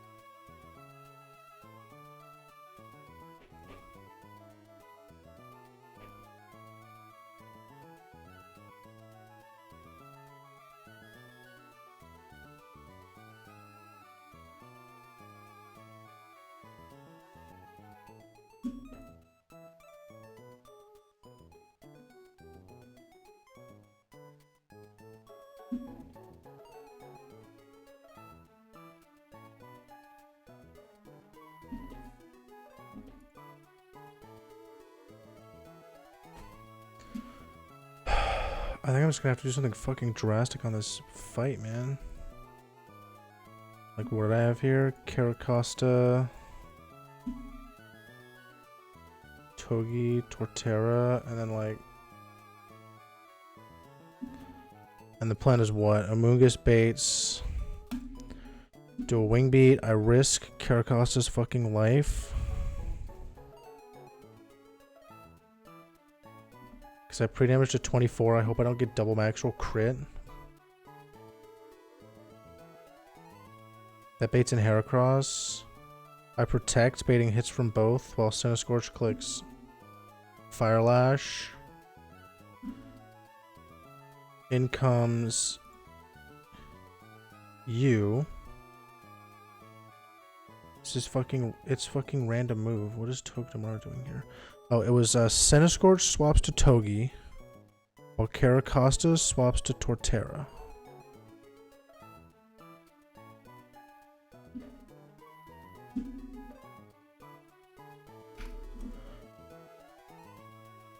Caracosta swaps to Torterra, taking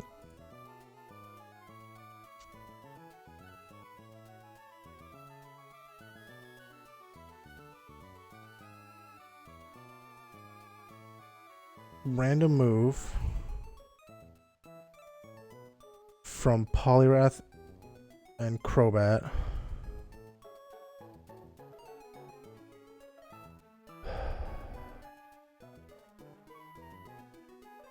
Probably pre-damaged to 71 plus 60, so 120. Pre-damage to 131. Holding a citrus berry, pre-damage to 131.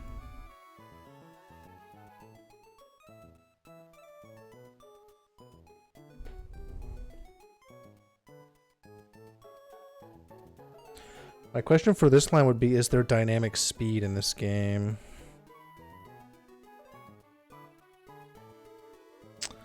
Like if Crobat Tailwinds on...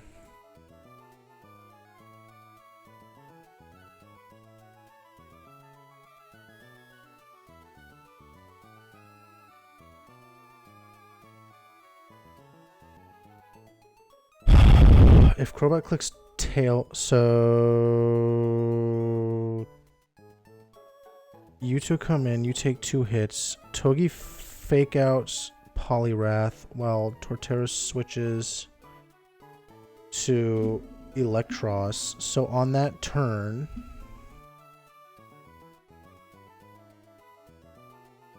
it's not even fucking guaranteed, by the way. Dude, it's not even fucking guaranteed. What the fuck am I doing, man? What is this? Oh my god, this fight is ruining my mind.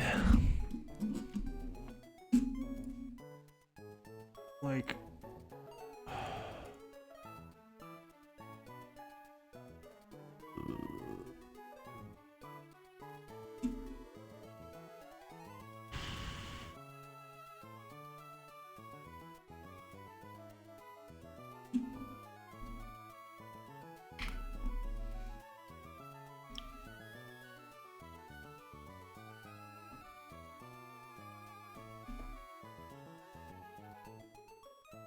Because I could nuzzle this guy on the turn that... Instead of fake out, yeah, instead of fake out, I could nuzzle on the turn that Electro switches in. And then my question is...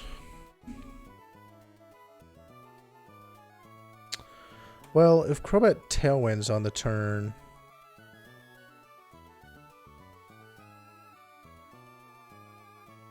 If they're nuzzled, I'm still faster. Does this line work? Alright, so I would bring in you, pre-damaged to 96.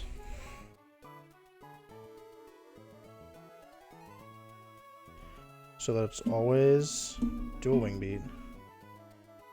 You're holding a muscle band.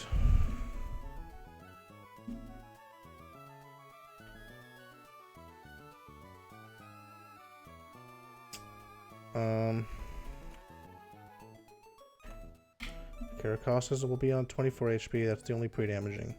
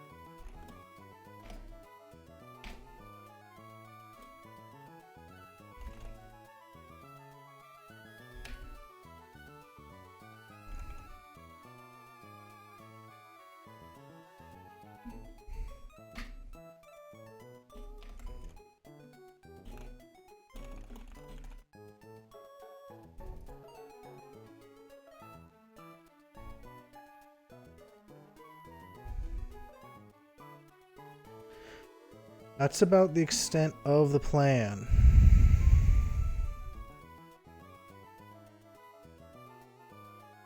It could be Walrein instead of Torterra, I think. Torterra switching in on double random move.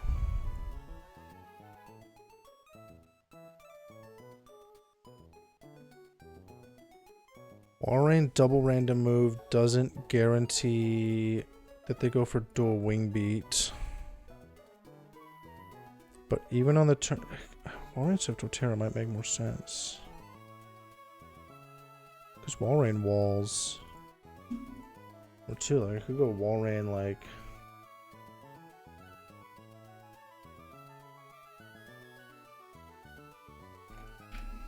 Citrus Berry Walrein.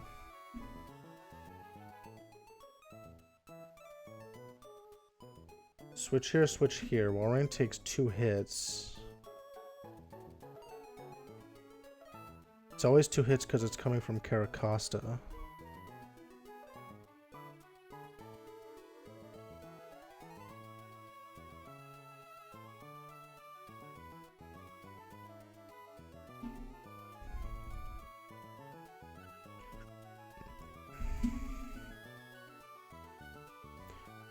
Torterra's just nice because it will always be dual wing beat after the 2 hits. It'll always be dual wing beat and like ice punch after the 2 hits.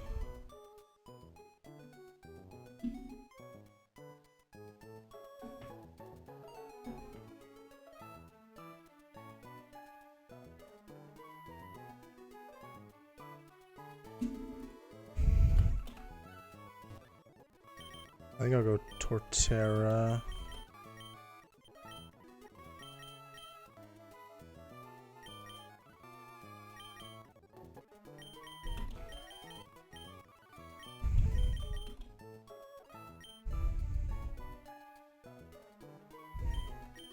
You are. I went blind for a second there. This seems really scuffed.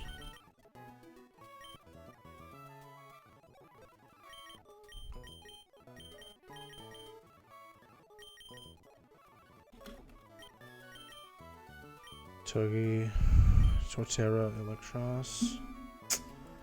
I don't know, man. So Warwind's always switching in on 2 hits. I could like nuzzle, because if Walrein gets put low, I could always just switch straight to Electros on the nuzzling Poliwrath turn. If they're high enough, I can just fucking click. Like if they get hit by Ice Punch plus dueling beat on the switch in, I can always stay in again. Like I can fake out Poliwrath. Plus, I can like fake out plus Aurora Beam Poliwrath. No, the problem is then Crobat can start spamming Hypnosis and shit.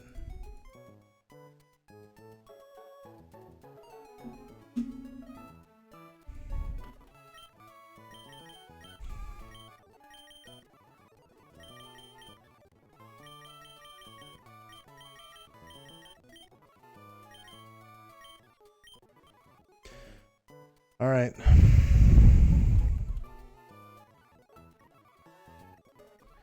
I realize now I can't poison you.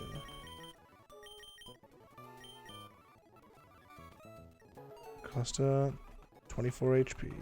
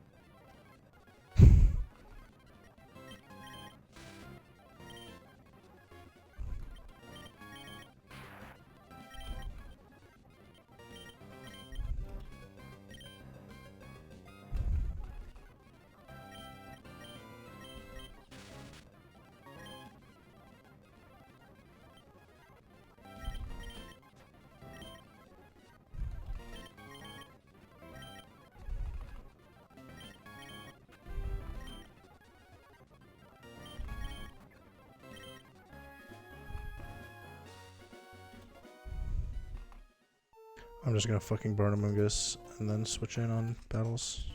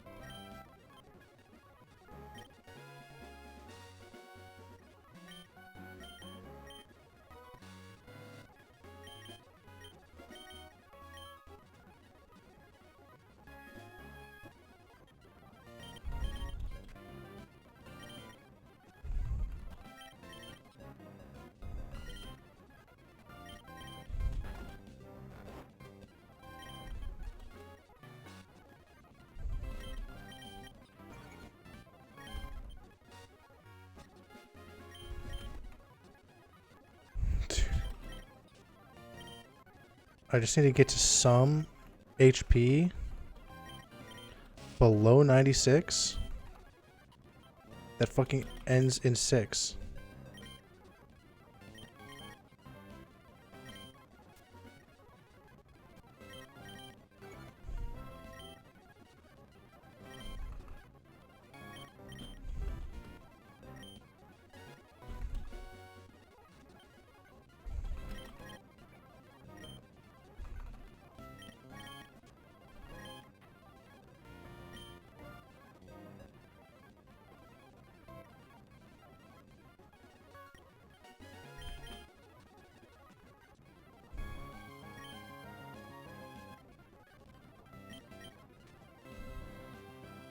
How strict is this fucking range? I'm gonna lose my mind. I just need to be between 54 and 96.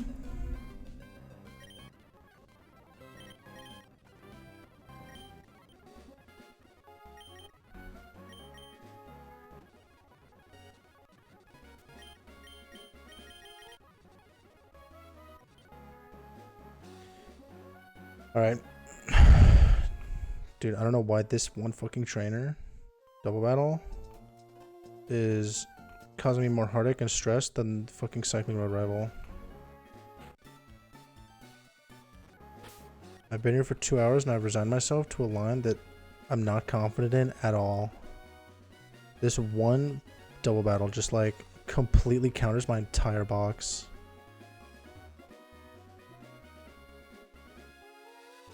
I'm like fully ready to wipe to this. I'm expecting it at this point.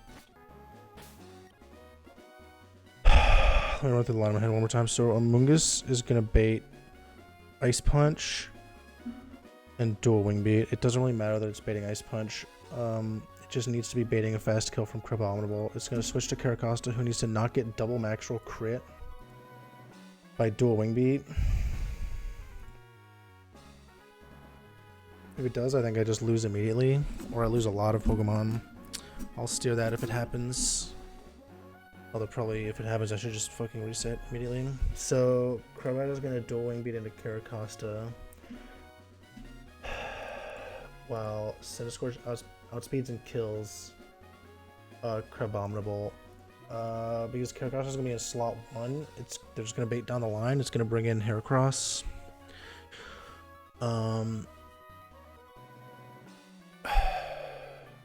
Heracross is going to see a fast kill on Caracosta, so Caracosta will protect while Centiskorch kills Heracross. Poliwrath comes in, Centiskorch goes to Togi, Caracosta goes to Torterra. Torterra's taking a random 2-hit of moves.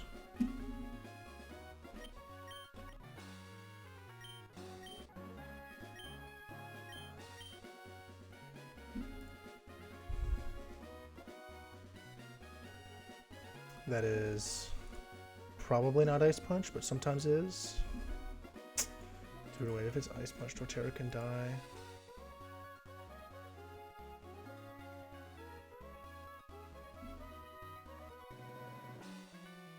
It's Ice Punch mid-roll. I'm going 143 minus 76. I'm going to 67 HP. 67 HP.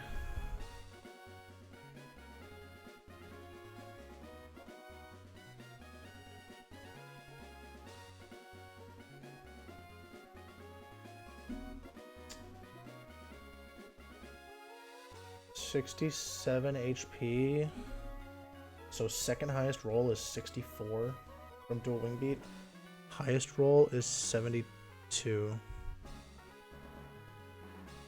So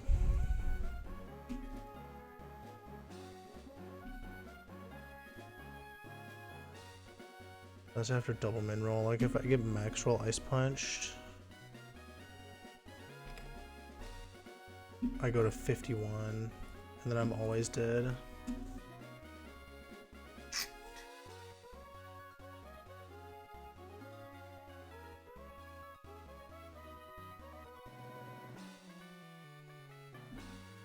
I need to go Wall Rain over Torterra. I need to go Wall Rain and then just I need to let Crobat hit random shit on the switch turn from Wall Rain to Electros.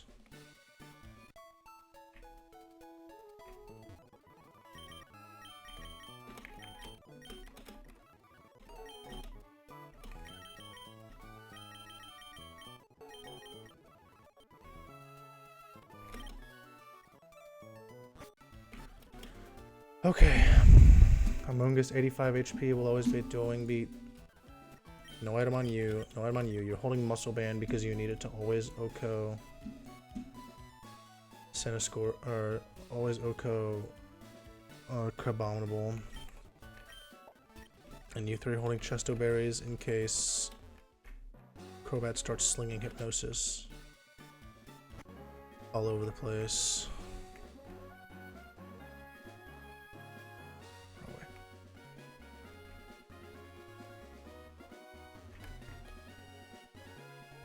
Alright. I'm like hyping it up in my mind that I'm gonna fucking wipe to this fight. Like this fight just feels so bad. 2 hours to get no further than what I cooked up off stream. Like this is pretty much exactly what I already came up with off stream. 2 hours to not get anywhere on this fight, I think speaks more about the quality of the box for this fight than anything else.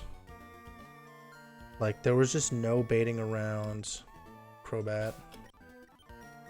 Okay. I don't know how the slots work. I want Black Belt Rhett. So I assume if I just get... I know there's some bug with double battle slots. I have no idea if that applies here. Like if I just stand close to Rhett. Right, I want Crabominable in their slot 1, so on my right. Right?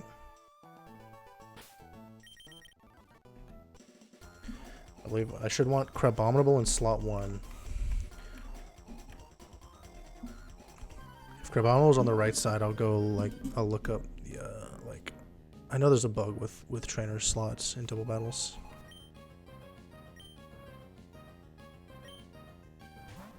Okay, so this should be... I believe this is what I want. I believe these are the good slots. Okay. Turn 1. Amoonguss, Takaracosta. Centiscorch is going to click, make sure, Fire Lash. Yep.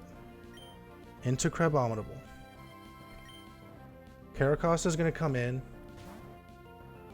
So Crobat is going to dual wing but Caracosta.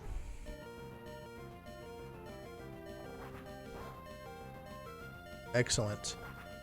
And now Centiscorch is going to Fire Lash.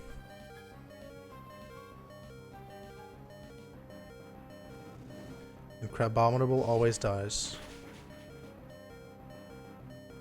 This should be Heracross in next. Even without the burn, it will always see a kill on Caracosta.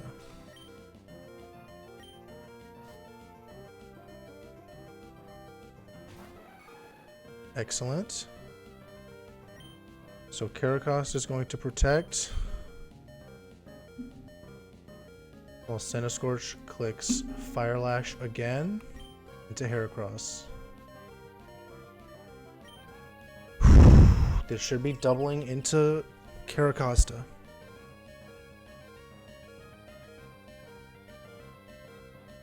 Excellent. We should see just random move. Nice. Let's see this kill. This should always kill. 115 in roll. Nice. Okay. So, and I'll look here. It's really, really unlikely that Poliwrath never sees a kill with Ice Punch on... Oh my god, but somehow we got it. We're at 10 HP. Ice Punch max roll is 9. Well, that's really only relevant with Torterra. It doesn't really matter here, unfortunately. So this is a random move between Liquidation and Drain Punch. And then another dual Wing Beat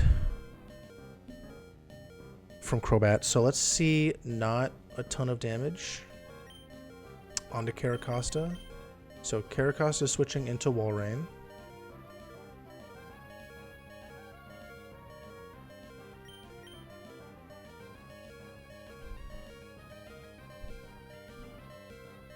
Do I want to go the other way?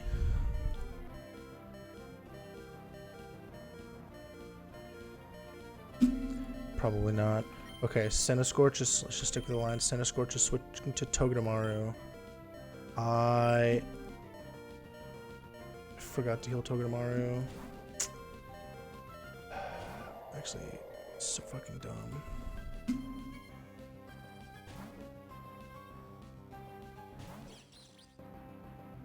That's actually really bad.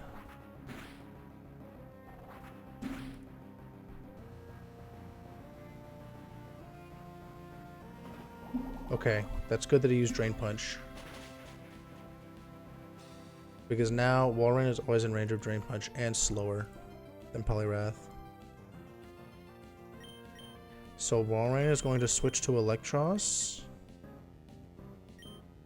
And you're going to Nuzzle Poliwrath. The reason we Nuzzle and not Fake Out is because Fake Out and Zing Zap doesn't always kill. So Electros is going to have to eat 2 moves here, but after this Nuzzle, and let me look at Walrein. Walrein is not always dead to Dual Wing Beat, right? So this could be not Dual Wing Beat from Crobat. However, after Nuzzle, even if Crobat uses Hypnosis on Togepi to use up the Chesto Berry, Electros still has theirs, and after paralyzing, okay, they do Tailwind. They really like to Tailwind. Even in Tailwind, a paralyzed Poliwrath is slower than both of these. It's the Drain Punch.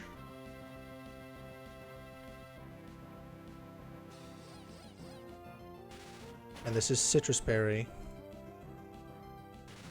So they do always get paralyzed here.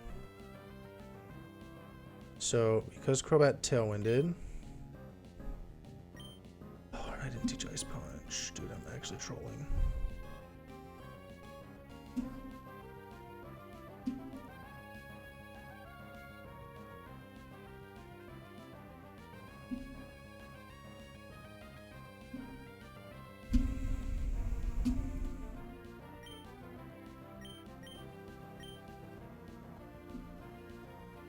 What's Discharge?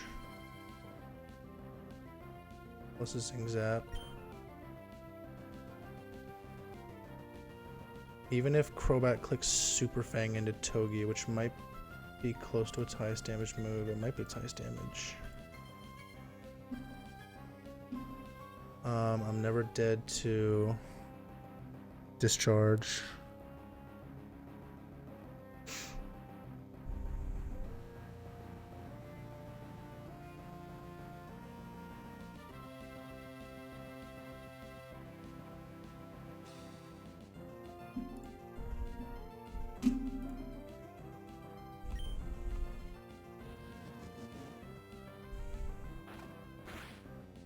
Okay, Super Fang there is fine.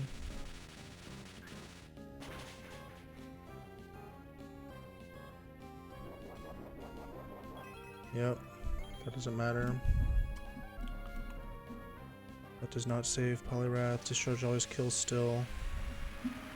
So this Discharge is going to do a little over half to Crobat.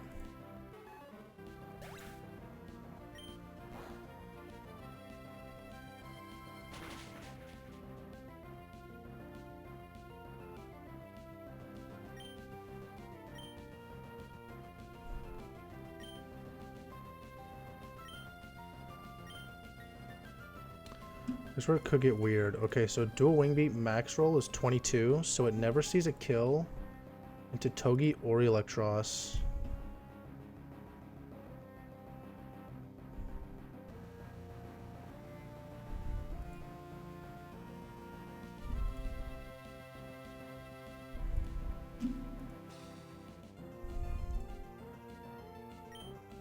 can only ever Super Fang or like Hypnosis.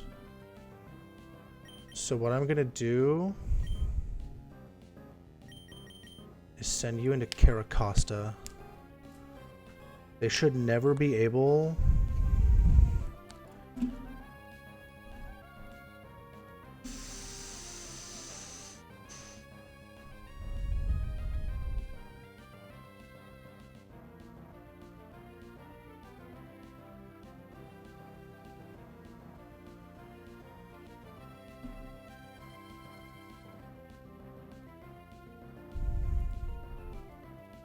What if I go Electros to Amoonguss and then Togi to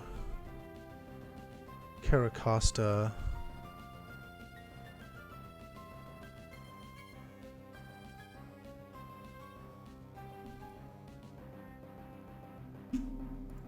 Okay. What if I go... So Electros can go to Caracosta safely.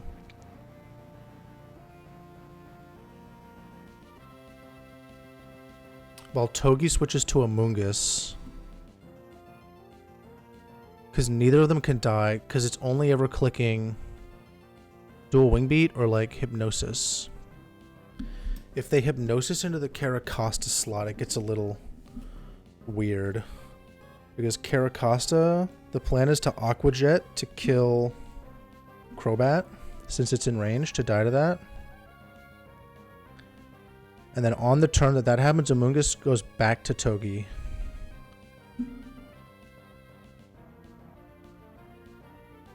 Because then Togi can fake out Noivern.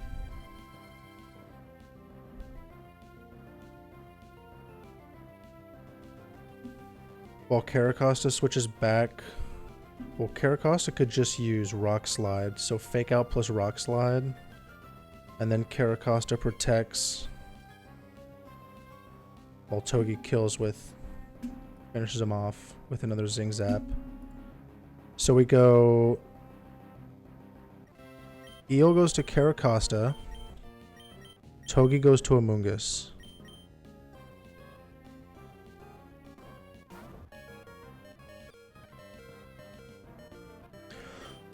Oh, it did go for Hypnosis. Okay, so we Aqua Jet with Caracosta to kill you. While you go back to Togi.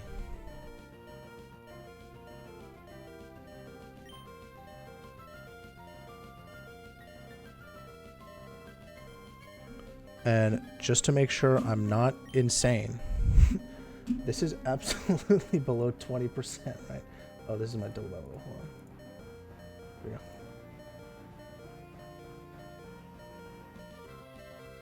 Yes. Okay. Aqua Jet does 21% minimum. Okay, so we Aqua Jet.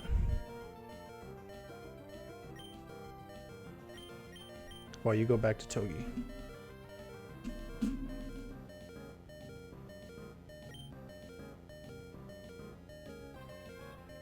This should be completely risk-free.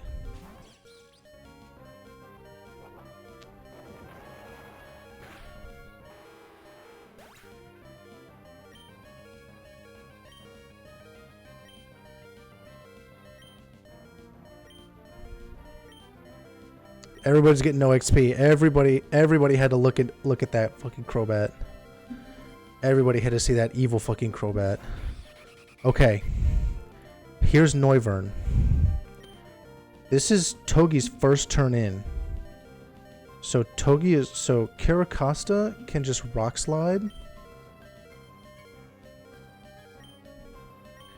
While Togi fake outs.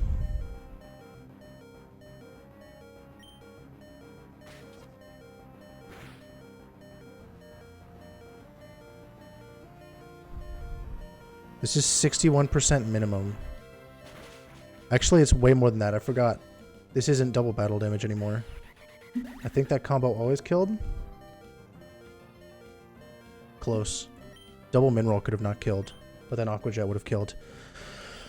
Oh my god. This fucking fight, dude.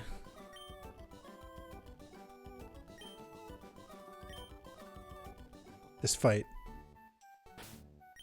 fucking beat me down. Holy fuck, dude. Alright, but we beat him. We cooked his ass with no deaths. Dude, the first like 30 minutes of calculating that fight, like looking at it for the first time, I was fucking positive something was gonna have to die. It just looked like there was no way. It looked like there was absolutely no way through it all. That shit was crazy. Fucking ridiculous fight, dude. Why did I have the flannery split open? Oh yeah, I was looking at the level cap. Normal split. Oh my god. Alright. This fucking Dedenne has a focus sash. Wants to electric terrain. Like what?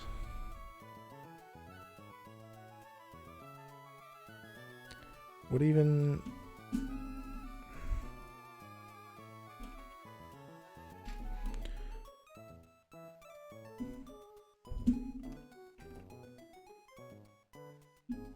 Did Dedenne just not have a useful ability? Dedenne just doesn't have an ability? This cheek pouch only kicks in when berries happen. Like, I could go pre-damaged Togi to 21 HP.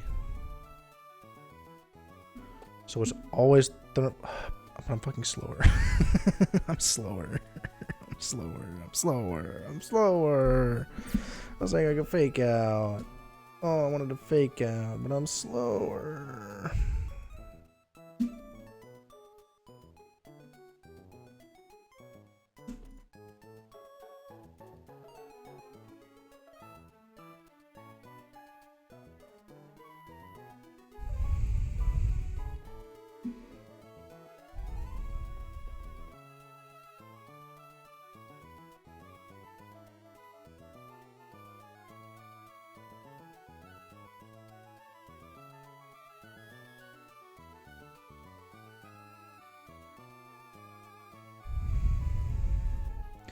Okay, I need to go move my laundry, so I'll go do that.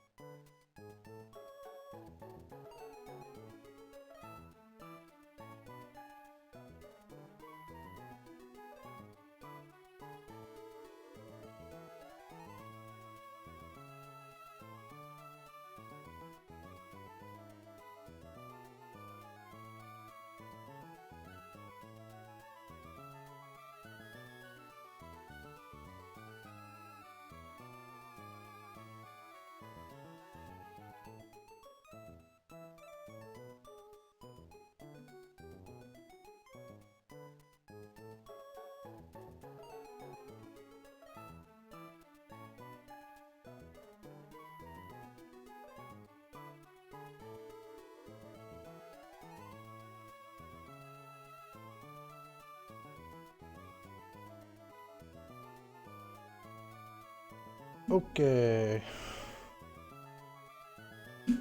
Alright. I'm kind of thinking I just double Earth Power. I mean, if I want to be just completely safe, I can just Amoonguss. Right, because Dazzling Gleam, well, no, Dazzling Gleam crit doesn't even do half. But I Amoonguss. If I assume they Super Fang, I'm always at 25% HP. Which does bring in Togi. And if they do click terrain, then it'll be Togi anyways, because you outdamaged me, you get outdamaged. So after Amoonguss, it should be Togi coming in.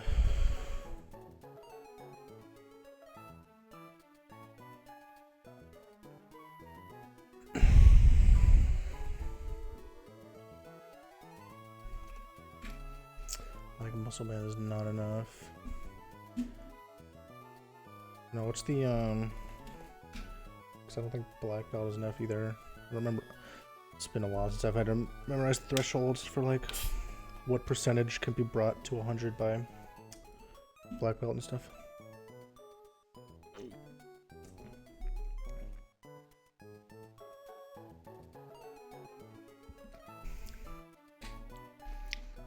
I mean, Torterra can always come in safely.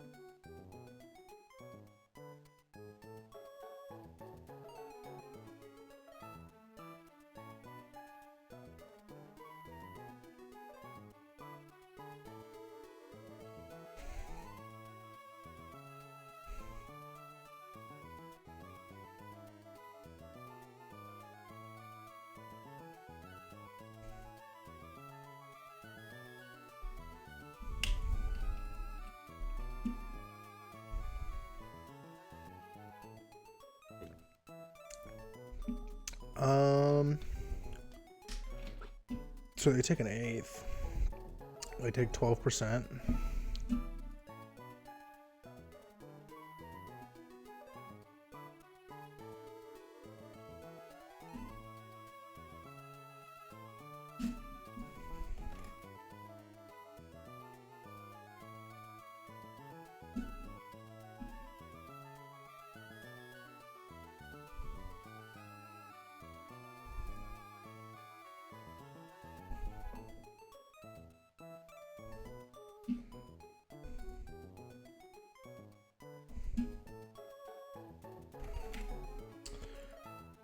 So I mean, if I killed Dedenne with somebody else,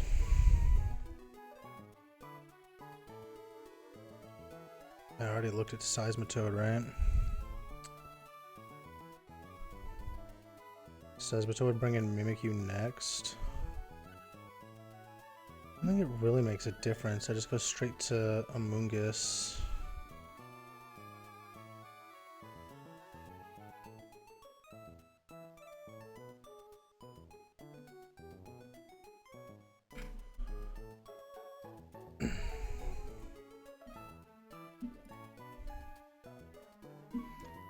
I can also go straight to Centiskorch and click Lunge.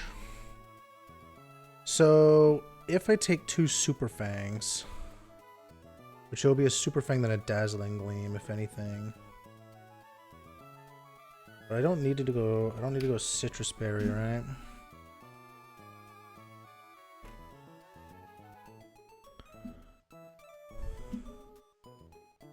Yeah, dazzling gleam. What's the one? Moonblast is the one that can lower my special attack, right? Yeah. So dazzling gleam won't do anything. I can just go to half from Super Fang. And then dazzling gleam can do. So have a 150. I can go to sorry, not 125, 75. And then dazzling gleam will do 67 max roll. They get a big dazzling gleam off. Like if it max rolls there, it does 30. And then Ironhead doesn't see. If it crits, then you come in next and I just go to Torterra, click Stomping Tantrum. Yeah.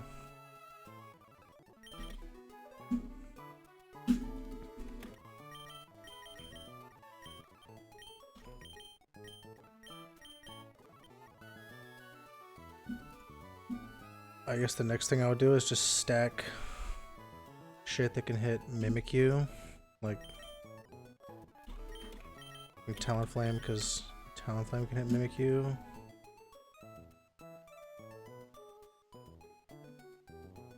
Can't bring Togi for Mimikyu.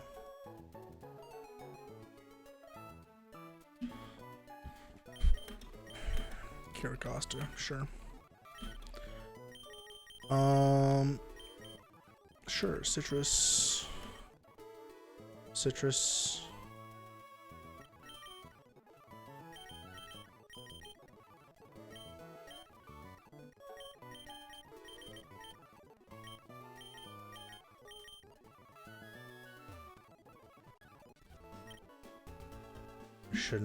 Maybe I shouldn't bring all these citrus berries, but what can you do?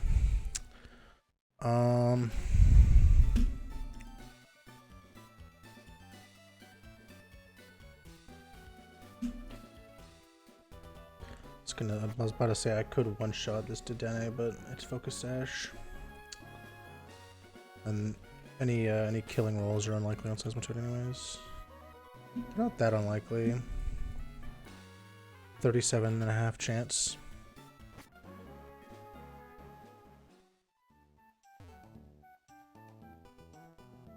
Where's this guy? There you are. Stupidest fucking trainer placement in this whole game, I swear to God. Okay, so yeah, you just want Scorch, just want citrus. You just want citrus.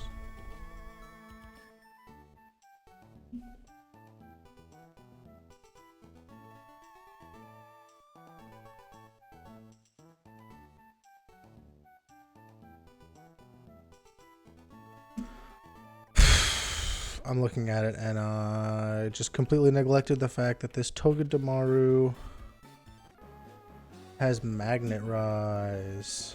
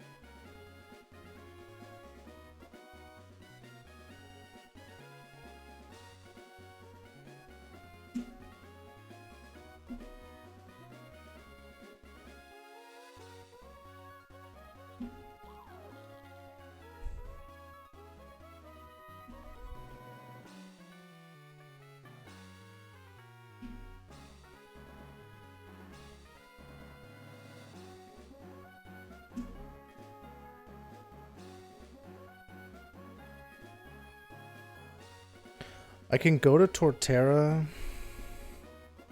The problem is I kind of want Scorch because they can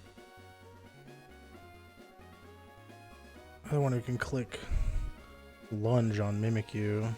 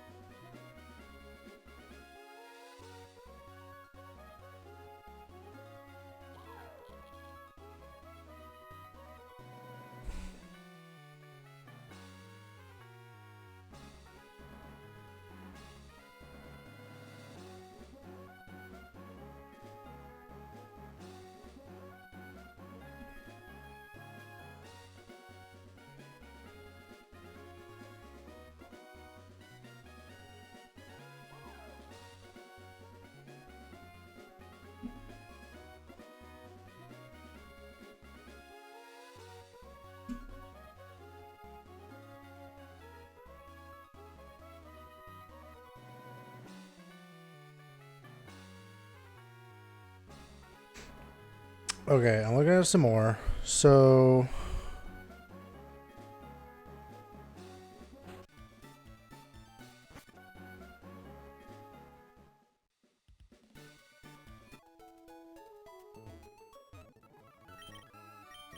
I can start Seismitoad. I can have Torterra, Talonflame. I can have Breloom. So the reason for that is whenever Togedemaru comes in,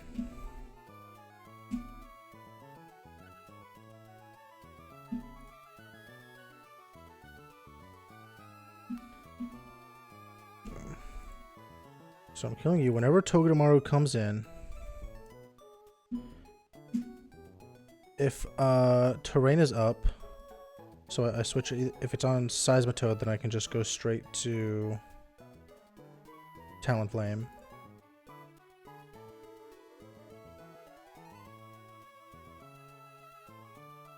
If not, so it could be Mimikyu first, in which case I'll have U2.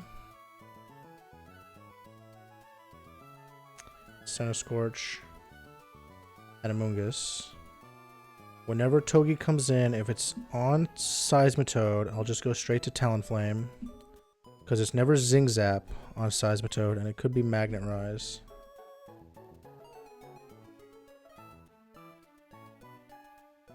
I guess I'll pre-damage. No, it doesn't matter. There's just no other shit that I can do. So I can go to Talonflame, and that always baits Zing Zap, which is best damage into you, into Breloom. Breloom will be holding, I guess, a Citrus Berry, and they'll be pre-poisoned, so healing. Even without healing, crit Maxwell Zing Zap into crit Maxwell Ironhead doesn't kill. It's 99%. And I can get around flinch hacks by using Mach Punch. If Togedemaru comes in on Seismitoad or Torterra when terrain is active, Steel Roller is their highest damage move. I suppose they could still Magnet Rise. So if they come in on Seismitoad and terrain is up, I will go to Torterra and then to Talonflame.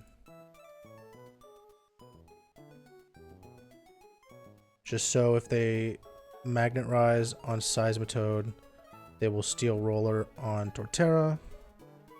And if they Steel Roller on Seismitoad and get rid of terrain, They're either Iron Head or Magnet Rise into Talonflame. Yada yada yada, bada bing, bada boom.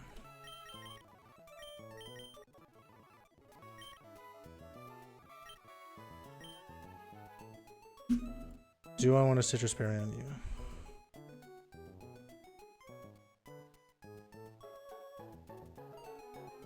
No, it doesn't matter.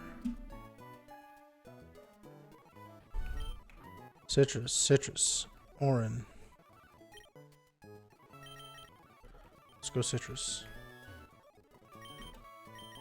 Why are you Caracosta and not...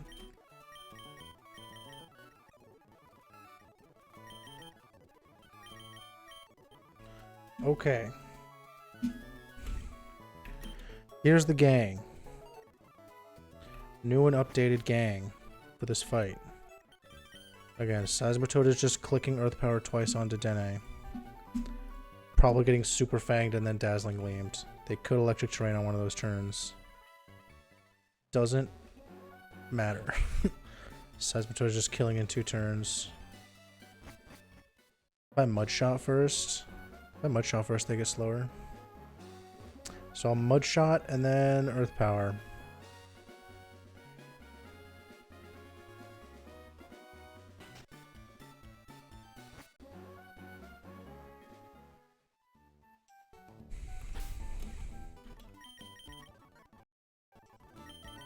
Alright, Pokefan Miguel.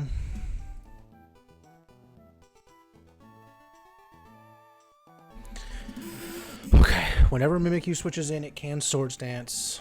If it Swords Dances on the switch to Centiskorch, I can always just click Lunge twice.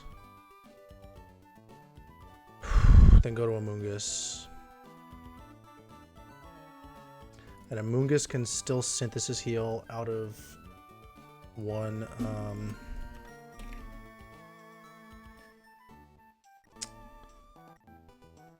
Swords Dance.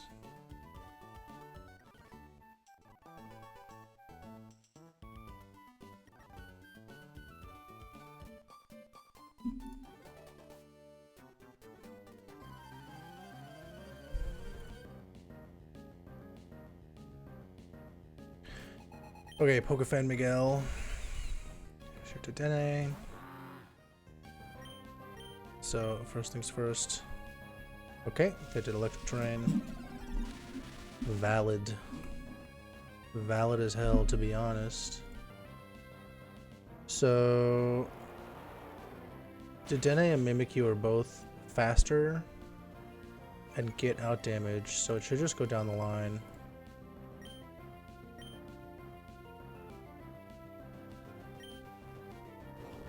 It should just go straight to Togi. Both faster, both get out damaged.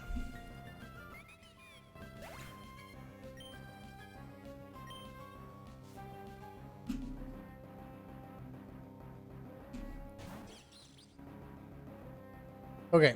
I mean, this is either Magnet Rise or Steel Roller. I mean, I could just stay in and see if they click Steel Roller. They do, wow.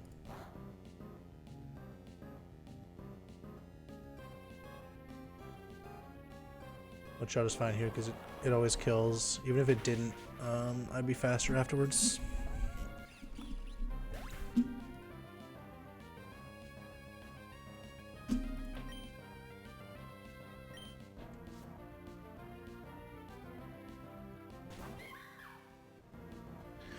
Okay, so straight to Mimikyu.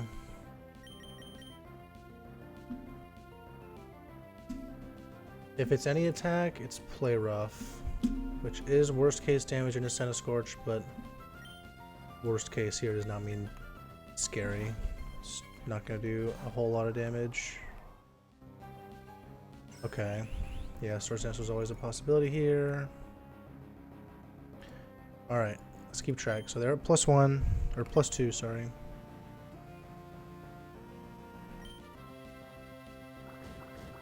Alright, they play rough. Big damage, we lunge, so I'm gonna go down to +1.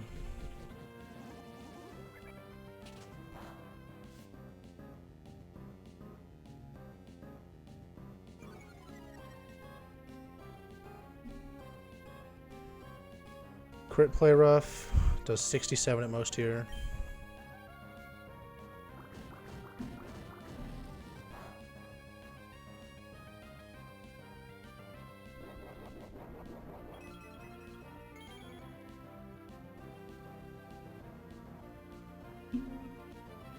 Huge, because now they're back to neutral, so crit play rough only does 45 damage at most. Yep, they're back to neutral. So here we can Fire Lash. Well, here let's lunge again.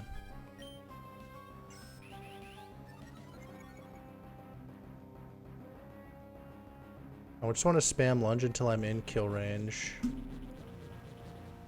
I'm 1 HP out of kill range of max roll play rough crit, and I'll always be dead to a play rough after I take one.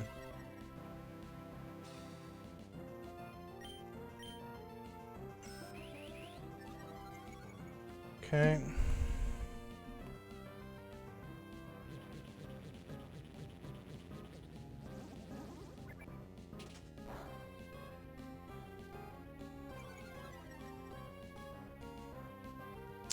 So they're currently at +2. Now they should see at this point that I have a kill on them. So they should not be able to...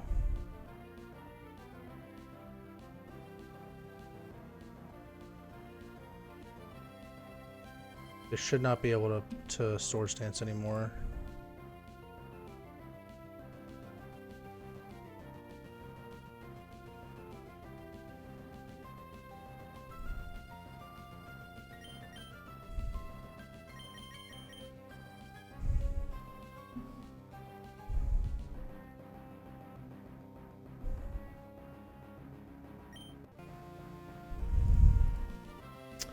I go to Amoonguss, they could Swords Dance on the next turn. And then I don't always eat 2 play roughs. I could risk the crit here. Any play rough crit will kill, no non-crit will kill. And just click Fire Lash. It's only ever play rough here.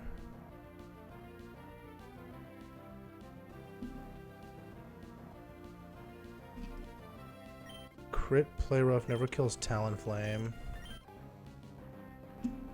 And that looks like below 56% to me. Let me see.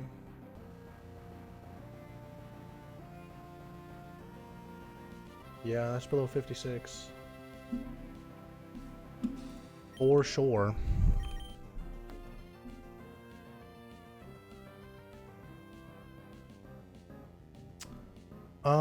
Issue occurs if we get Talonflame. Is if this play rough gets the attack drop on Talonflame.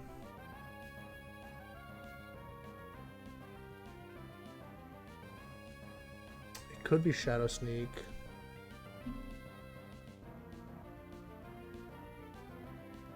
Oh no, I can't. No, I can't bring Talonflame in because play rough under Shadow Sneak can just kill.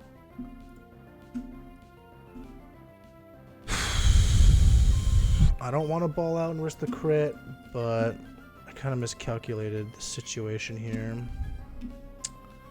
So I think I will have to risk the crit and click Fire Lash.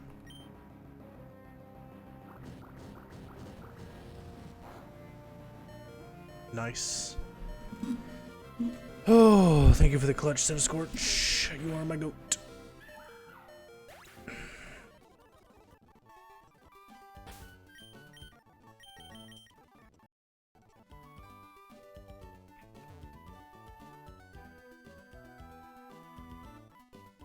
Alright, that's access to Altering Cave.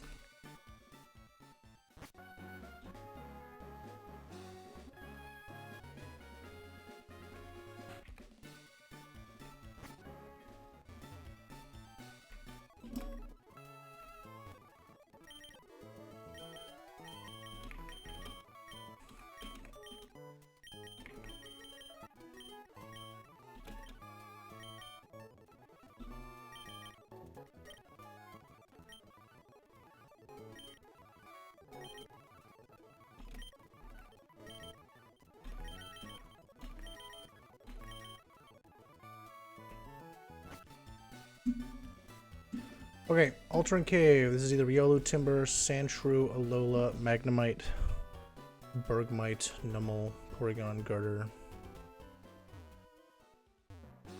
Magneton, Torkoal, etc., etc.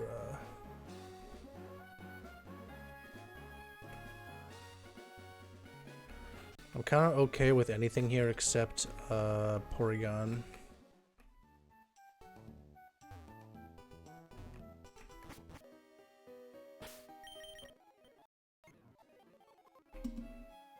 Is there anything cool in here?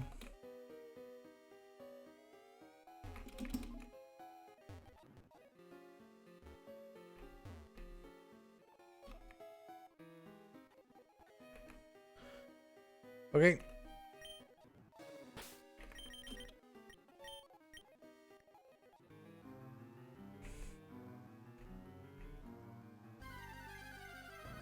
What we got? What we got? Okay. Okay.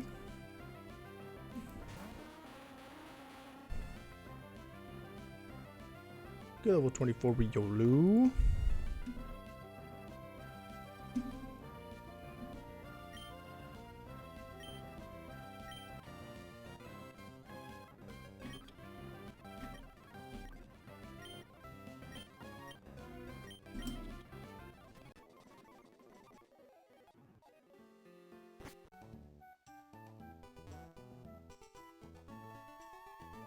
It's not a battle, right? He just... Does he give you anything?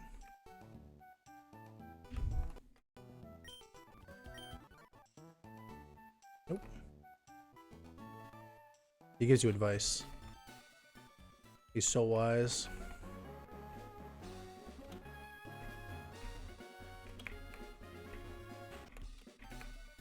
Alright. Time for the classic guy check.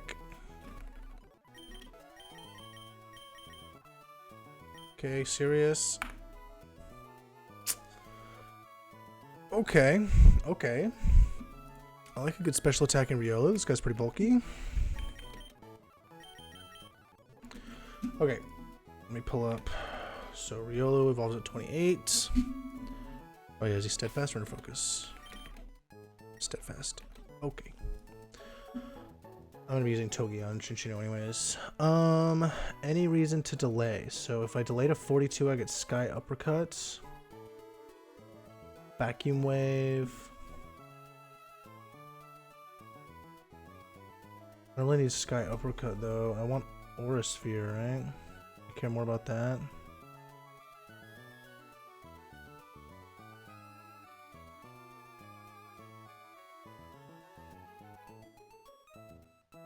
If I evolve immediately at 28, I can have Vacuum Wave, Aura Sphere, Iron Tail, and Bullet Punch. If I delay for Sky Uppercut at 42, I don't get Aura Sphere at 37.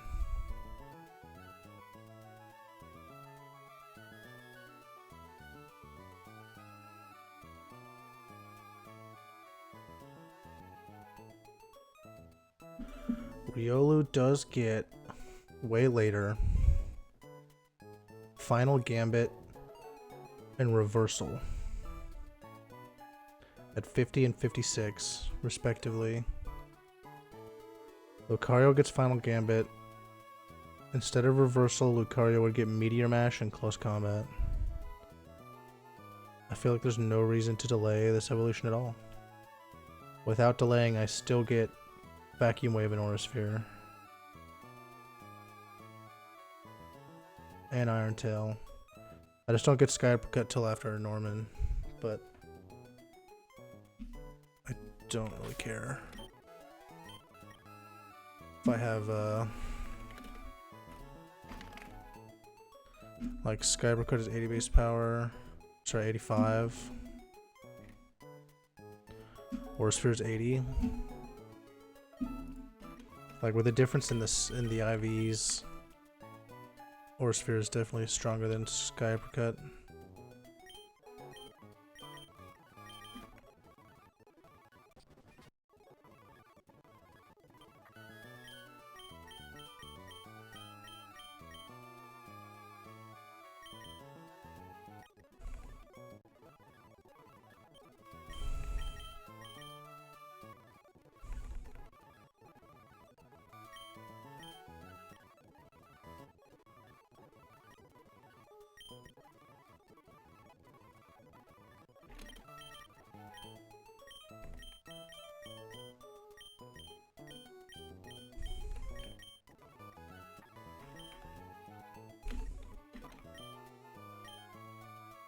Probably could have gotten rid of Copycat for Bullet Punch, but...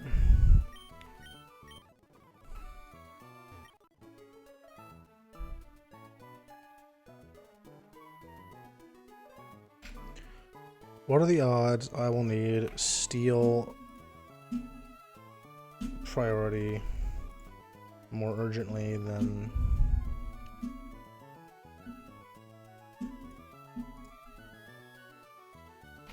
Imagine I need it immediately. Alright, Aroma Lady Daisy.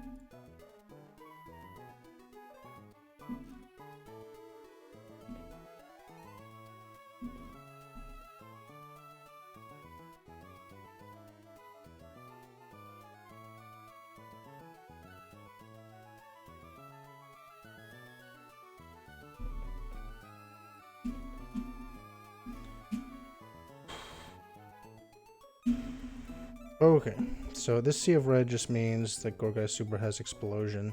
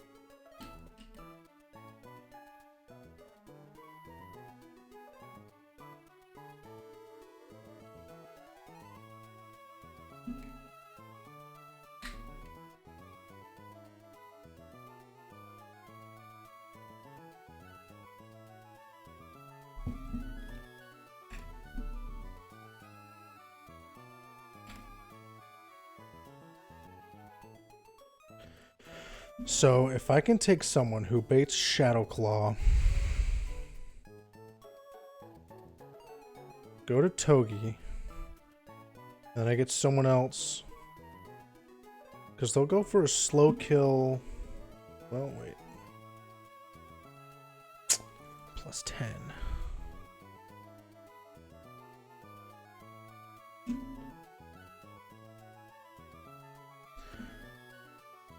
Slow kill was plus 9 usually.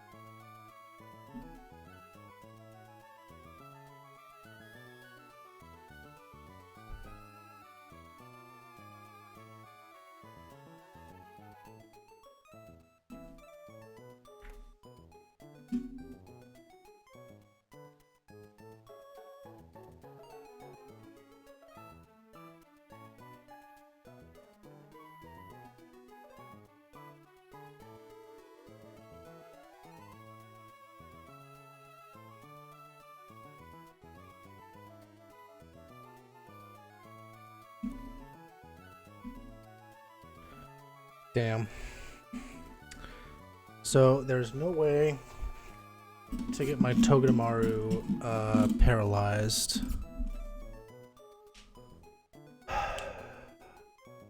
Because the thought process is...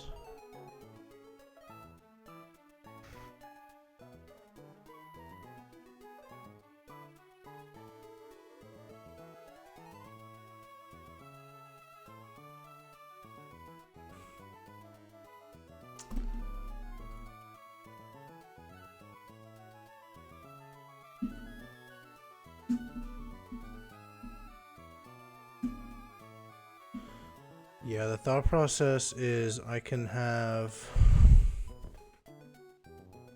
Gourgeist Shadow Claw into Togi. Like I can pivot back and forth or something. If I can get it a Shadow Claw.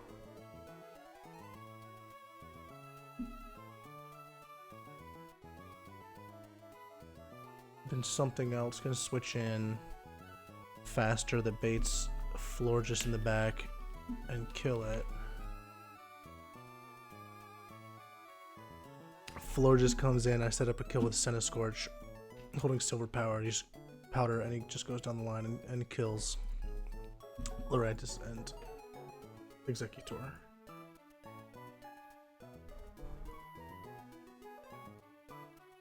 That does not work. I have no way of making Togedemaru slower than Gourgeist. I'm now realizing no, because it cuts it into a quarter. Never mind. I was saying like my speed is halved. I'm still faster now. Cuts it to a quarter, so I would be slower. Oh, there's no way to paralyze Togedemaru.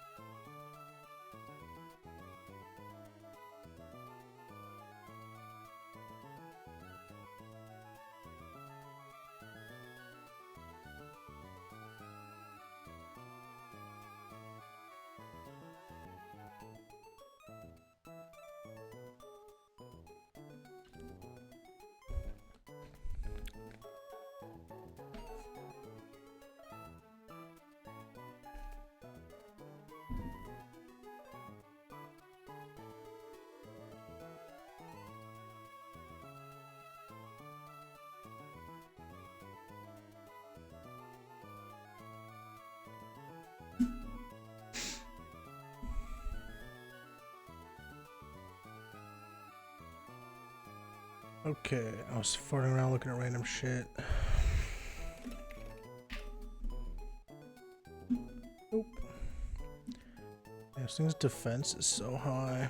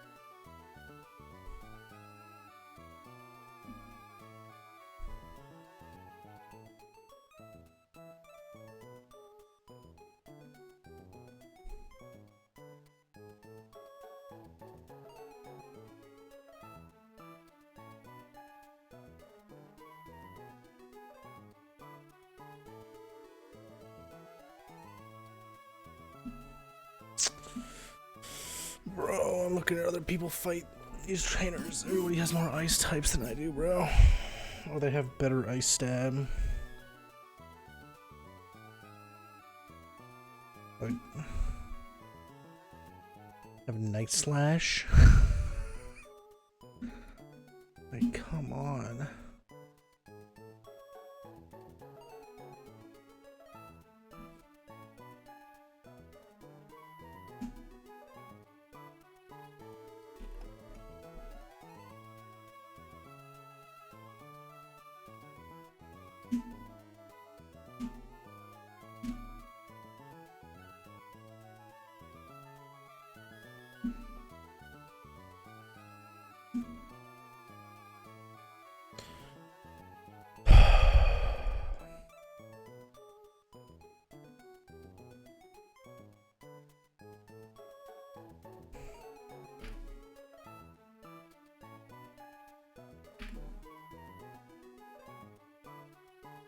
I just don't have a way to kill this thing.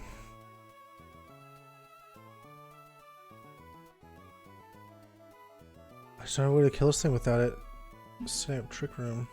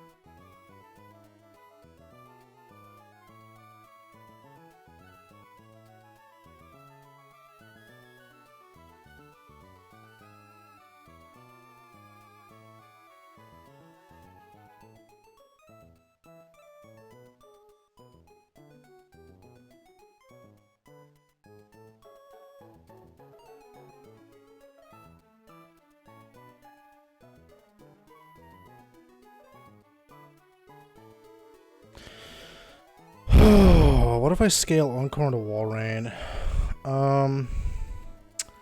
Because I could lead with Amoonguss in kill range of Shadow Claw, go to Walrein. Because Fast Kill is the only thing that will out-prioritize Trick Room always, right?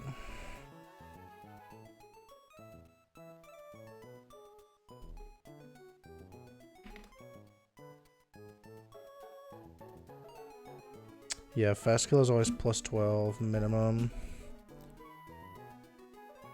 Which I can't use anyone faster than them because Slow Kill is plus 9 or plus 11. And Trick Room when they're slower is plus 10.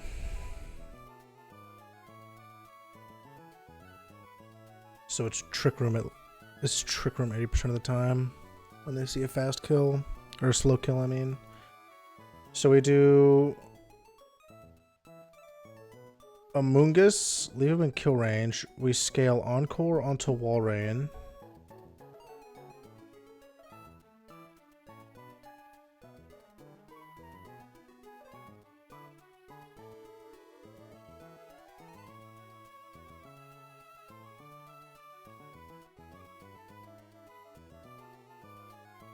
Probably get rid of...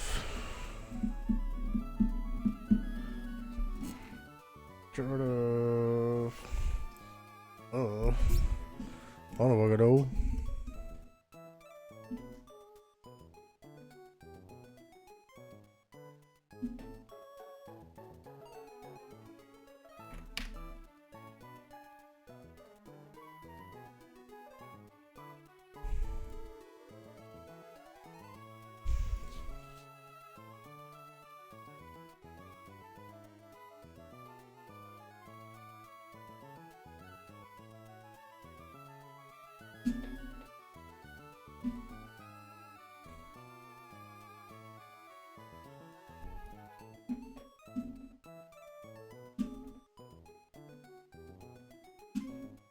I think Walrein is my only Encore user right now. Pikachu, Raichu Lola, Cleffa, Clefairy, Clefable, Smoochum, Jinx, Letty-Ballettian, Skitty and Delcatty, Feelcilio, Walrein, there's the goat, Oshawott, Palucha, Poplio, Salazzle. Yeah, Walrein is my only Encore user. Am I gonna need any scales for Norman?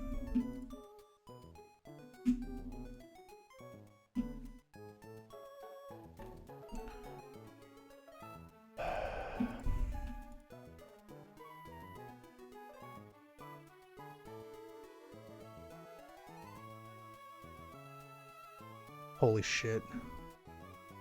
24-25. It gives him an attack boost with download. Holy moly. That's crazy. That's luck right there. How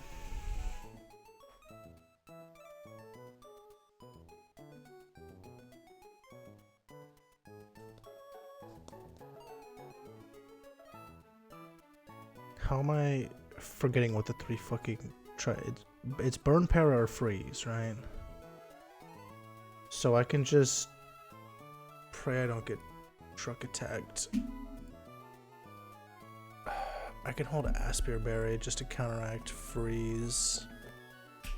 And everything else is okay. I just click 2 R spheres and a vacuum wave. I'm taking 2 tri attacks.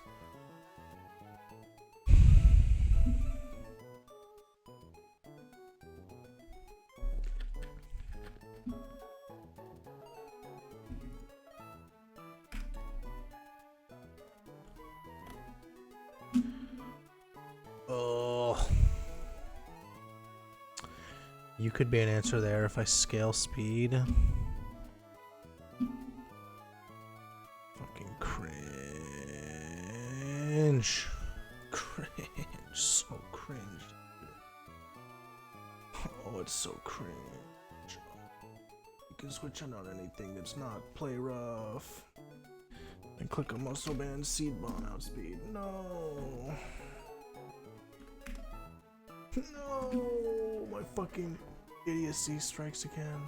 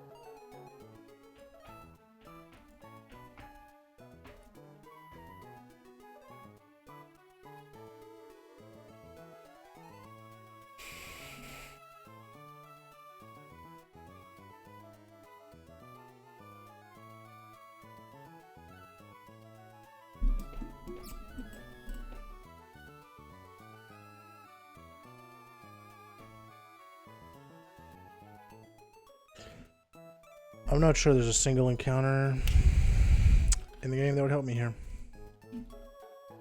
I'm not sure. Like Lycanroc can help me here.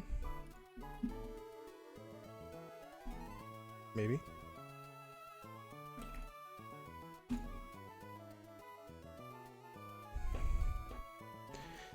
If I get a Lycanroc and Roseboro and sack something for it, but dude, that feels so bad. You know what's a fucking problem? Is that goddamn hidden power grass, dude.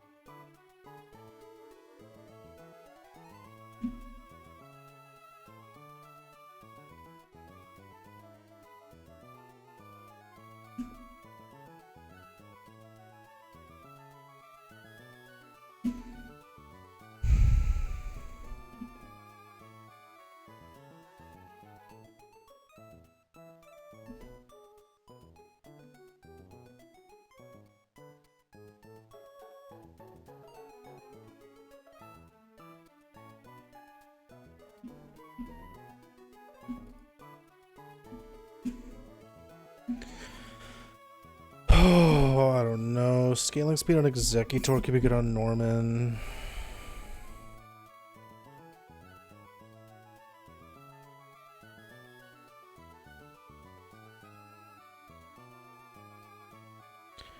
Scaling Synthesis on Torterra could be good on Norman. I don't know what the actual shit I am going to do against this Meloetta. Like, legitimately, I have no idea. Like, I've got Togi for Chinchino. Meloetta and Pidgeot, I have literally no idea what I'm going to do. Actually, none.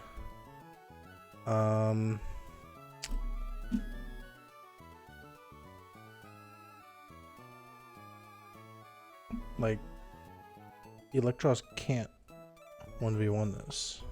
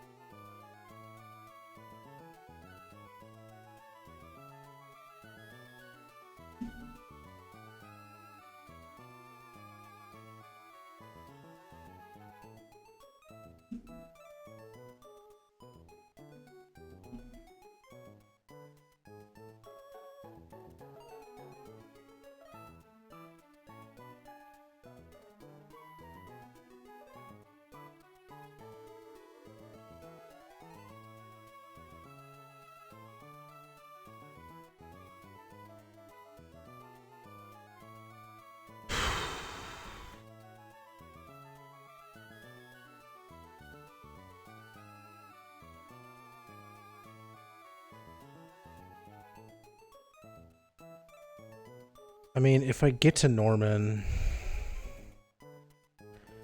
and I need to make 1 or 2 sacks just to get through, I'll fucking do it.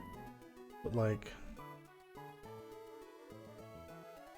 dude, I gotta get there first, man.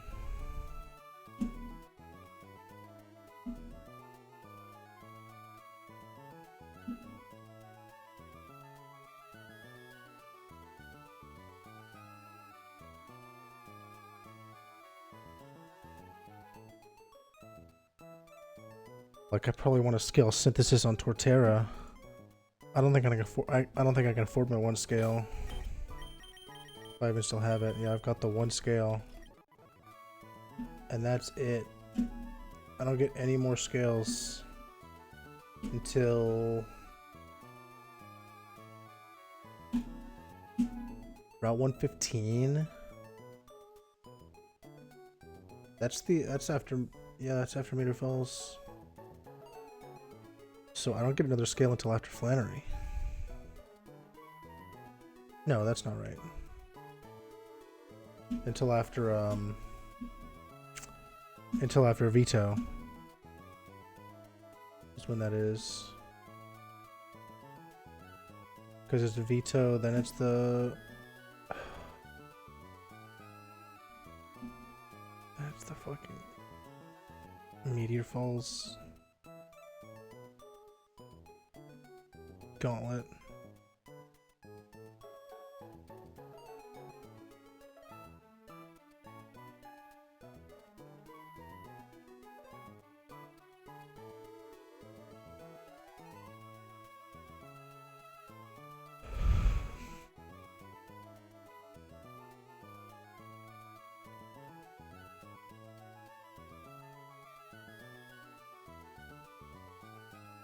So it's seriously 7 battles. Holy shit.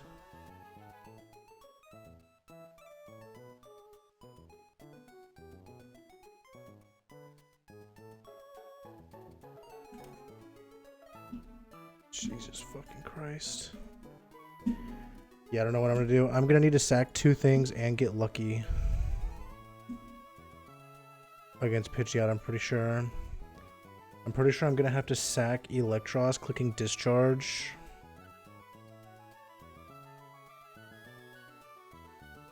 Yeah, I'm pretty sure I have to sack something to get Electros in. Get lucky, clicking Discharge.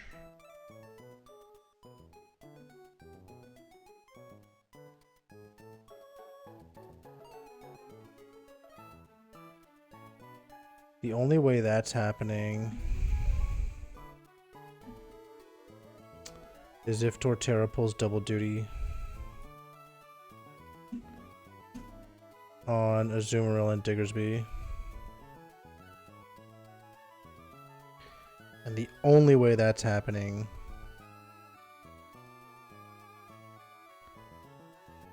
is with Synthesis.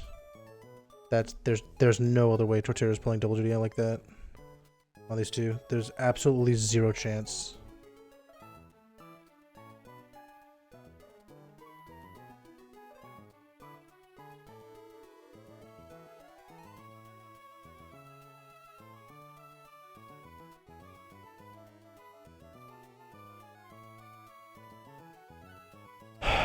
Depending on the line, I might have to sack something else to get Torterra in on Diggersby. Because if you kill you, well, Diggersby comes in next. Clicking Earthquake, I can go straight to Torterra. Click Giga Drain, then Synth, then Giga Drain again to end up at like about 3/4. Somewhere a little less than that. Then it'll be you coming in, triple axle, I can go here, fake out, yada yada yada. It says no item, it's King's Rock, right? Yeah.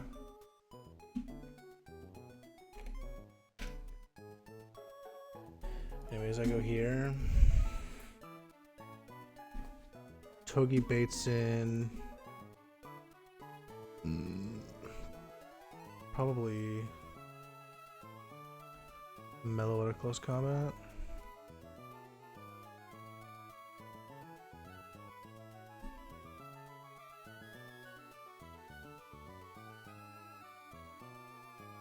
Of course, I have nothing to outspeed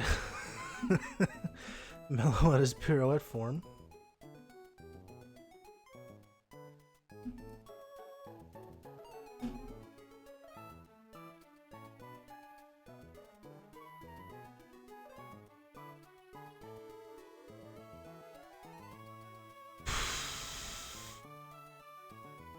Is Torterra gonna have to pull triple duty?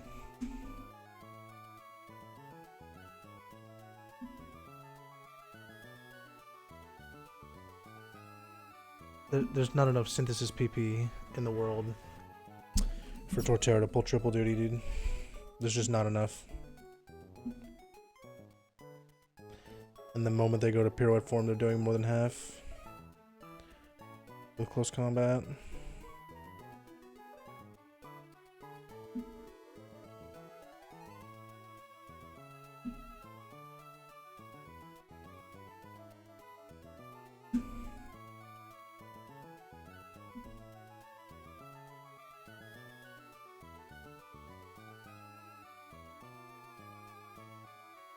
I can what, go to Torterra on the close combat?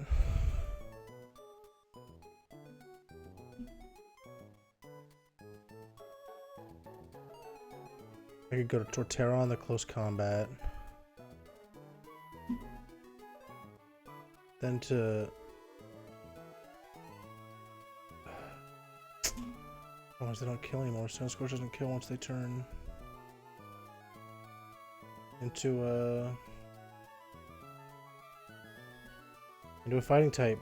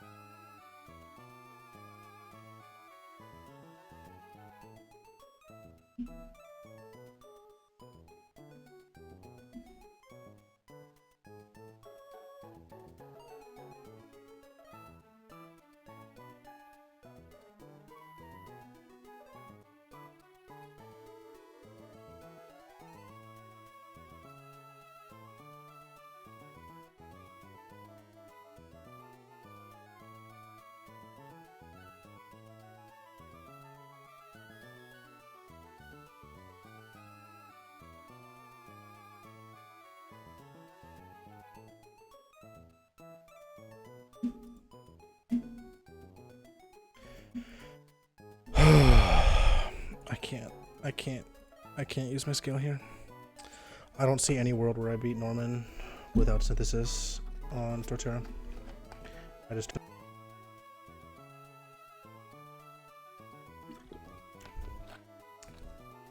Alright. 3.5 hours of getting like nothing done. Literally 2 fights. Literally 2 fights. I'm a little bit burned out right now. So I'll be back later to finish cooking. This God, this Gourgeist is gonna piss me off.